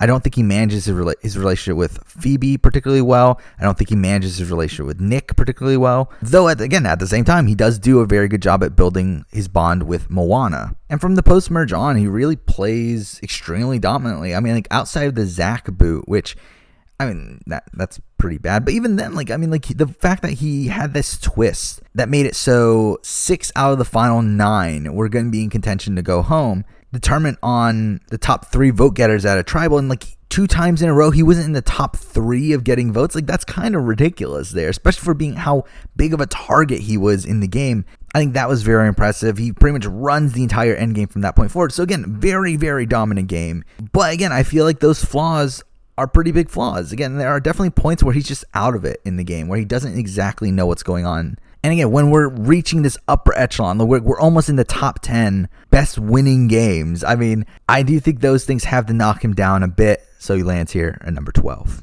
Now, number 11, we have another winner that I do consider pretty flawed, though within those flaws comes some really high highs, but still flawed game nonetheless, and that is JT, the winner of Survivor Token Jeans. And right off the bat, again, flaws from his game. I think earlier on in the game, he didn't have much control. Kind of was in a very good position pre-merge, but never really had much control over how the game was being played. It's not really until the Tyson boot that he really starts to grab some control. But even then, it's him and Steven having control. And I actually feel like Steven outplays JT at multiple points within the game. However, the thing that I do find very impressive from JT's end is how essentially people were wanting JT to win.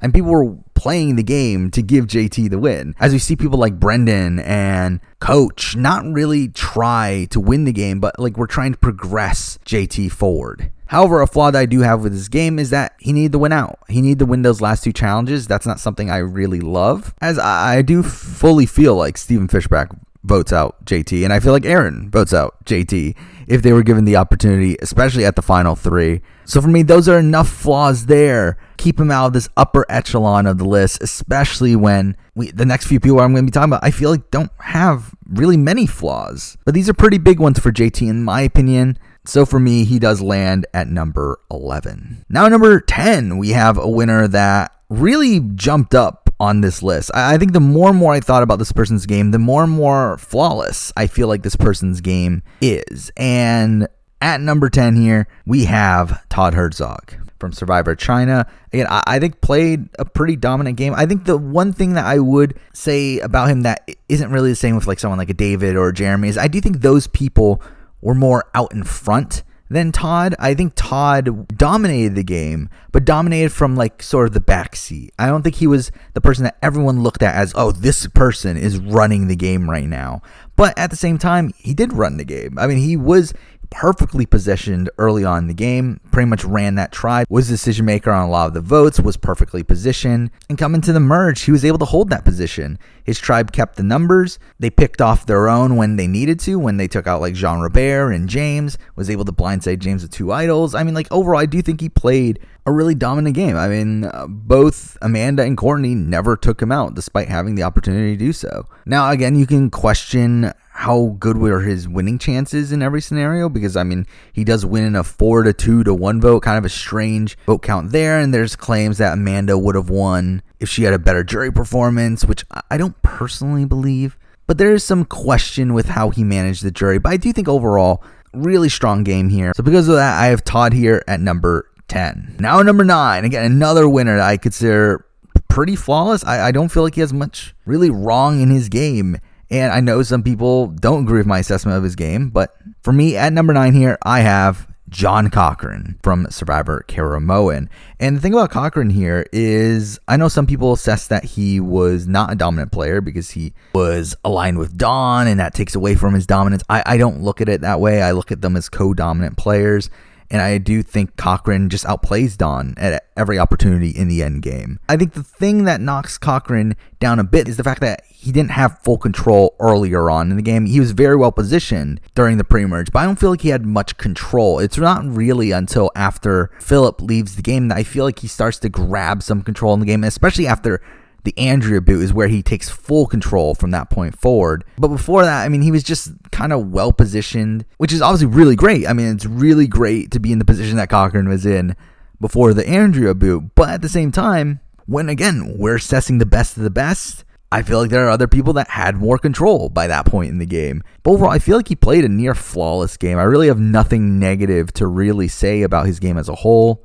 I think he wins in almost every jury scenario. I really don't see how he loses against anybody but maybe Malcolm by the time they get to the merge. Like, I feel like he is going to win in every single jury scenario. Mind you can credit a lot of that to the pregame with him having a lot of friends in the preseason, but still, doesn't change the fact that he did play a dominant game once the season started. Because I have Cochran here at number 9. Now, number 8, we have a winner that I've sung my praises about this person's game many times in the past, and I know some people disagree. Full disclosure, I actually thought this person would be higher on the list when I first put it together, but I do feel like number 8 is the right spot for Tommy Sheehan, the winner of Island of the Idols.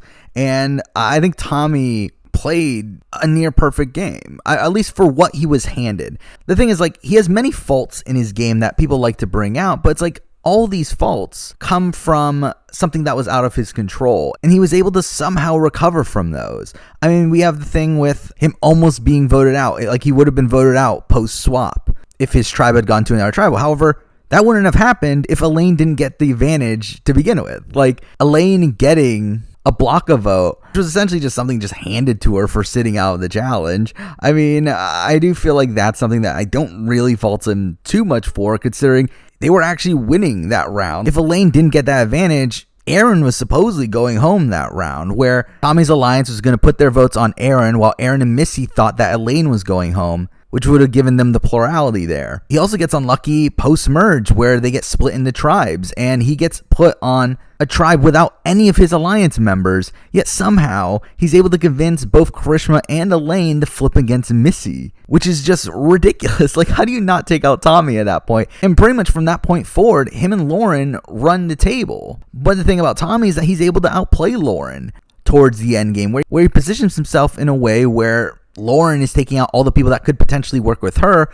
while he's getting into the end game with Dan, with Dean, with Janet, 3 people that were very, very close to him, more so than Lauren, and even Nora he was able to sway his way. And then people like to mention, oh, he would have lost against Janet, he would have lost against Lauren, but it's like, he was never supposed to be getting anywhere near the end with those people. It's like Janet gets taken out with the idol nullifier after she plays the idol, but the thing is, she was supposed to go home at 6. If Dan didn't get ejected from the game, Janet goes home at 6, and Janet doesn't come anywhere close to getting the final 4 fire making. And in that situation also, Lauren goes home at 5. Lauren wasn't supposed to get the final 4 fire making either. I mean, these knocks that people bring up against him are very easily countered, as he got very unlucky and won despite getting really unlucky over and over and over again. He played an extremely dominant game and faced so much adversity, but was able to overcome that adversity every single time. He gets unlucky with the Elaine advantage. He gets unlucky with the tribe split. He gets unlucky with the Dan ejection, but is able to overcome all those things. I also find it really impressive how he handles Nora at the final 4, and really just overall, I just feel like he's one of the best players to ever play the game. But the reason why he's not higher on this list is because he didn't have as much of a stranglehold on the game as the top 7 players we'll be talking about. Mind you, he was very close with the person I did put at number 7. I do think those 2 games are very, very close, but outside that, I think the top 6 definitively played more dominant games than Tommy. And again, despite me nullifying those knocks against him for having Lauren and Janet in the endgame, I do still think you do have to knock him a bit for the fact that there are scenarios where he loses. I do think he easily loses against Janet. I do think he possibly loses against Lauren. Like, there are chances that he loses the game, which aren't necessarily the case for the top tier players. So for me, I couldn't really rationalize putting him at the top of the top tier, because I did consider it at one point, but overall though, I feel like number 8 is a pretty solid spot for him. Now in number 7, we're on to probably another one of the more turbulent games in Survivor history. I really had a big debate on where to place this one, because I did definitely consider putting this win a few spots lower, but I think after more consideration, I do feel like this person had a lot of control within the game, and even when he didn't have control, he was able to manipulate situations into his favor, and that is the winner of Survivor, Cagayan. We have Tony Velachos' game, and this is tough, because I feel like there are so many points in this game where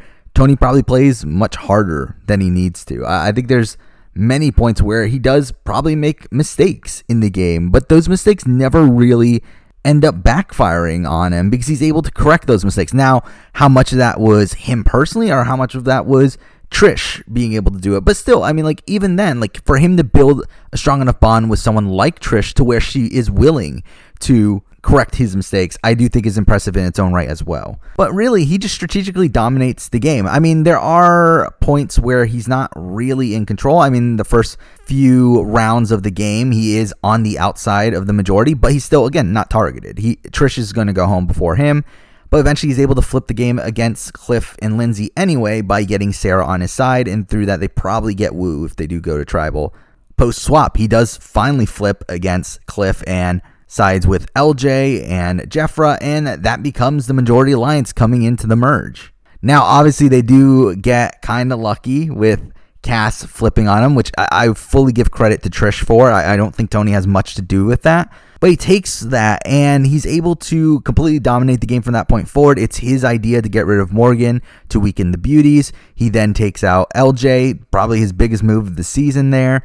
Flips back to take out Jeremiah, flips back again to take out Jeffra, flips back again to take out Tasha, and then we get to the final 5 where he takes out his closest ally in Trish because he knows that she's going to vote for him at the end, which she ends up doing. Now, the biggest fault with his game, I would say, from this season is the fact that Spencer does probably beat him. And he does get very close to the end. Mind you, Tony allows him to get very close so that he can have a meat shield in front of him. Again, he was really one of the first people to actively enact this strategy of carrying a jury threat so deep into the game so that he won't become the target above them. Like, I do think Final Four was a bit too far, but obviously that at that point it was out of his control because Spencer had won the last few immunities. But he was able to get him out at the first chance that he had towards that end game.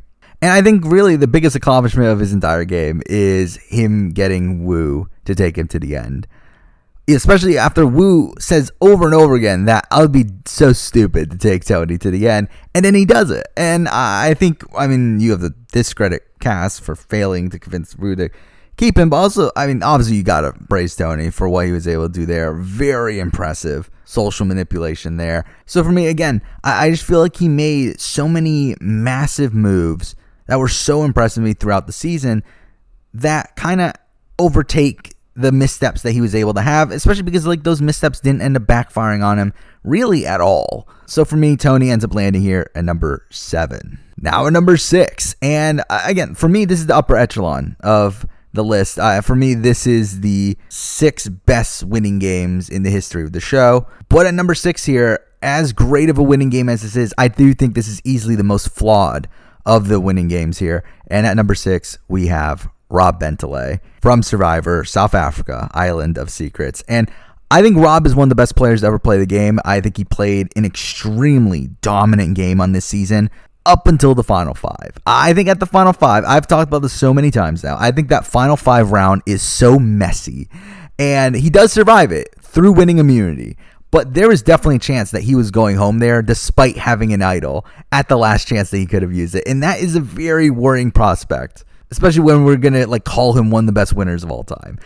He dominates his initial tribe, is able to essentially steal an idol from Paul before voting him out. He does get very unlucky with the first swap, but that tribe never goes to tribal, so he's fine through that. On the second swap, he's able to take control once again, blindside Rocco, and come into the merge. His group is in the majority, and they're able to run the table until the end. He's able to build so many side alliances that he's able to take out the people that are outside of his core one by one by one. He's essentially the decision maker for every single vote up until the Final 5. He builds this really strong bond with Darao, and through his relationship with Darao and Nicole, he's able to get information from the other side and manipulate it to benefit him. He creates that live Island of Secrets that I still find really impressive. How he was able to use that to make Mike not target him. But the reason why he's not higher on the list, because, if we take out the Final 5 on, he's number 2. He's number 2 on this list pretty definitively for me. But because of the Final 5 on, he's not. Again, the Final 5, as I said, very wonky round where he was almost manipulated into not using his idol at the Final 5 and really gets saved by the fact that he wins immunity and Nicole decides to backtrack and realign with him over Steffi. And then Final Tribal, he really blows it. It's not until his final closing statements that he says anything of substance there. He really just bombs the jury questions. He only wins in a 6-4-0 vote. It could have been a tie, which is even more ridiculous when he clearly outplays everyone else on that season. So, for me, despite how dominant of a game he is, he did pretty poorly in that last stretch of the game. So because of that, he does land at number 6 for me. Now at number 5, and we're wrapping up International Survivor. The final International Survivor winner on the list, we have Rob Dixon from Australian Survivor 2002. And again, I've already talked about his game. I think he played a pretty flawless game. I think he played easily the best winning game during the early years of Survivor. Again, this was 2002. Very clearly the best winner up to that point. I think Rob Dixon plays an extremely dominant game. Right from the bat, he's the center figure in his tribe. He's the leader figure of his tribe. And he creates an alliance with Katie, and through that expands to pretty much have control of the entire tribe. Is the deciding factor on the only tribal that they go to in the pre-merge. In the post-merge, they have the numbers to run the table. Now, a difference between him and someone like a Johnny that just dominated the game, but didn't really do much. Rob Dixon was playing the game the entire time. We get down to the final 6 where he realizes that he can pick up Joel as someone that can be a pawn for him and someone that would actually be willing to give up his game at the final 3 for him. Again, another example of someone giving up their game, but he realizes this and flips the entire game, takes out Jane at 6,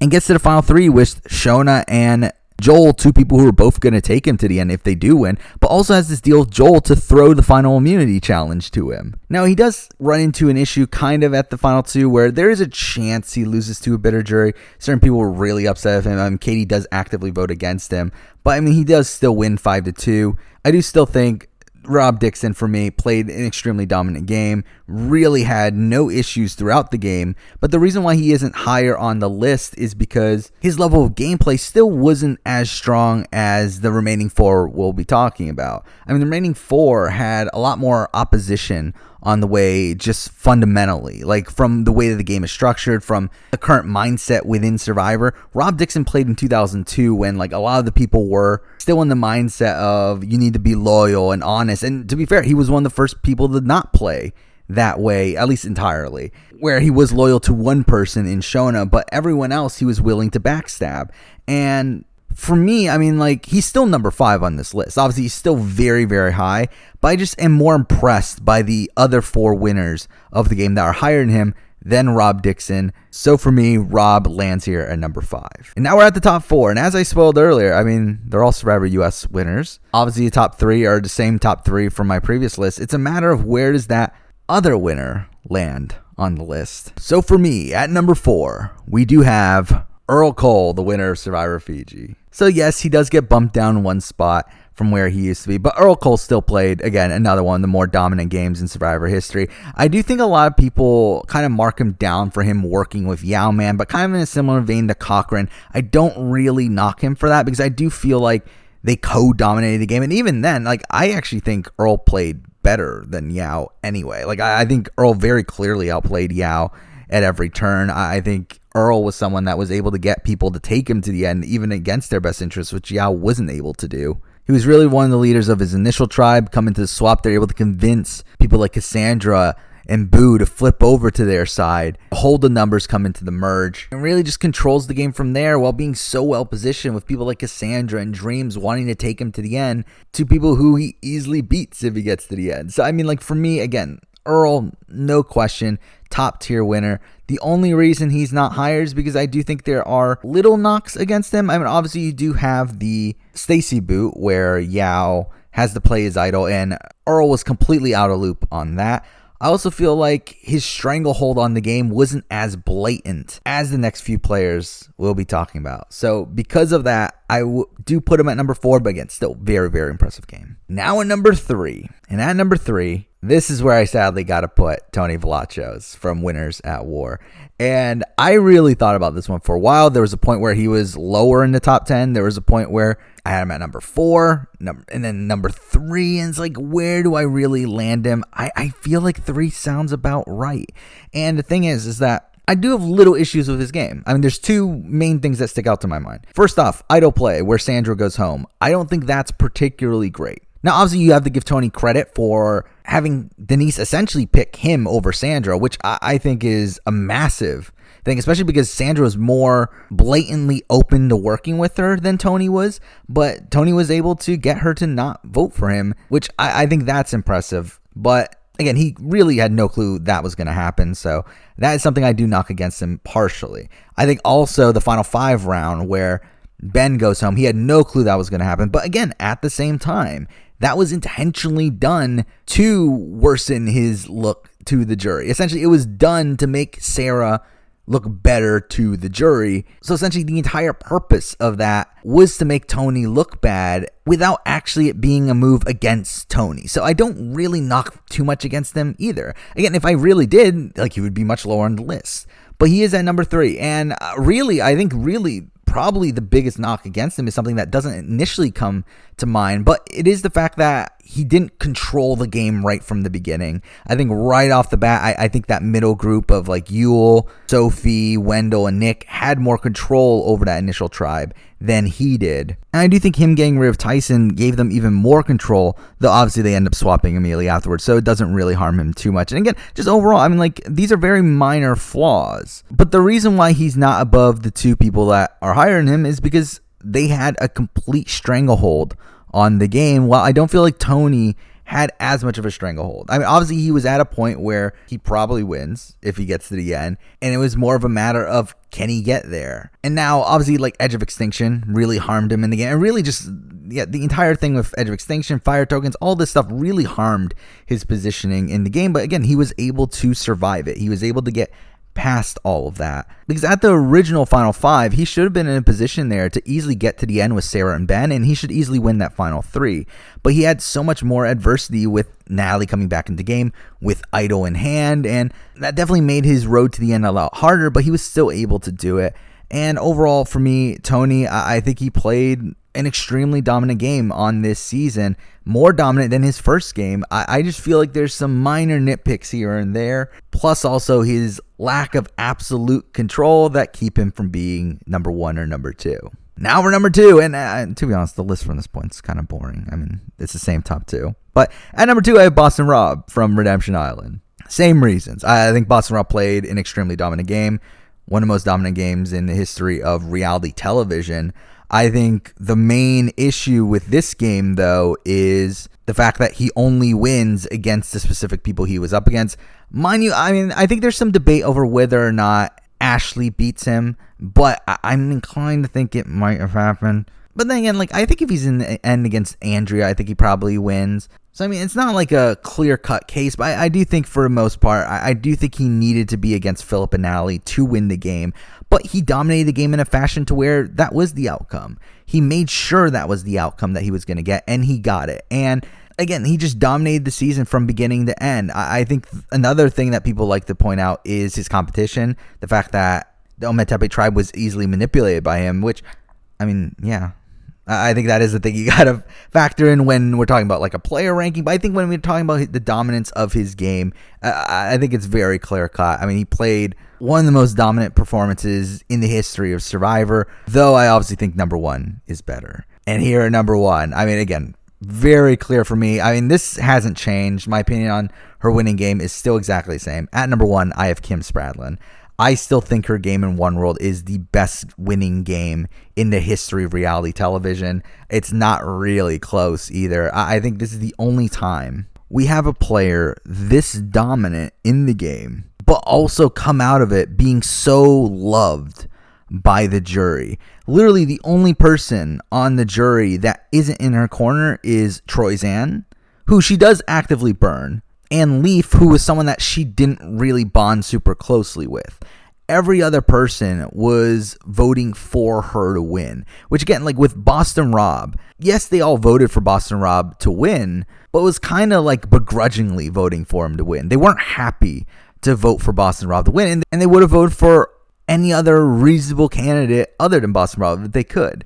However, with Kim Spradlin, she wins the game by the final 6 or so. She essentially is guaranteed to make it to the end of the game and is guaranteed to win the jury vote. Like, I don't think there's anyone on this season that she loses a jury vote against. And when we're looking at positioning, I mean, really, yeah, once Troyzan is gone, so final 7, like, she's set.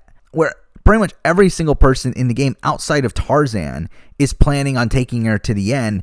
And even Tarzan wouldn't have the control to get rid of her anyway. Like, there's really no danger spot for Kim Spradlin from the final 7 on. And I think that's just so impressive that she was able to play that dominant of a game, still be in that dominant of a position, and still win a jury vote no matter who she's up against. Like, it's really insane how strong of a game Kim Spradlin played on One World. And really the only way that someone can play a better game than her is by pretty much playing the exact same game as her but win unanimously. I mean, that's really the only way I see Kim Spradlin getting beat, as this is a near perfect game. Like, I really don't see how you can get much better than what Kim Spradlin was able to do on One World. So she lands here at number 1. And there we go. That is the ranking of every single Survivor winner from a televised English language season of Survivor. This took way too long, but we did it. I mean, next up's the season ranking. When am I going to do that? Who knows? But I'm not looking forward to it because it'll probably take forever, just like this did. But I will be doing a global season ranking down the road. Stay tuned for that. But for now, that's the video. That's my global Survivor winner rankings. Thank you for watching.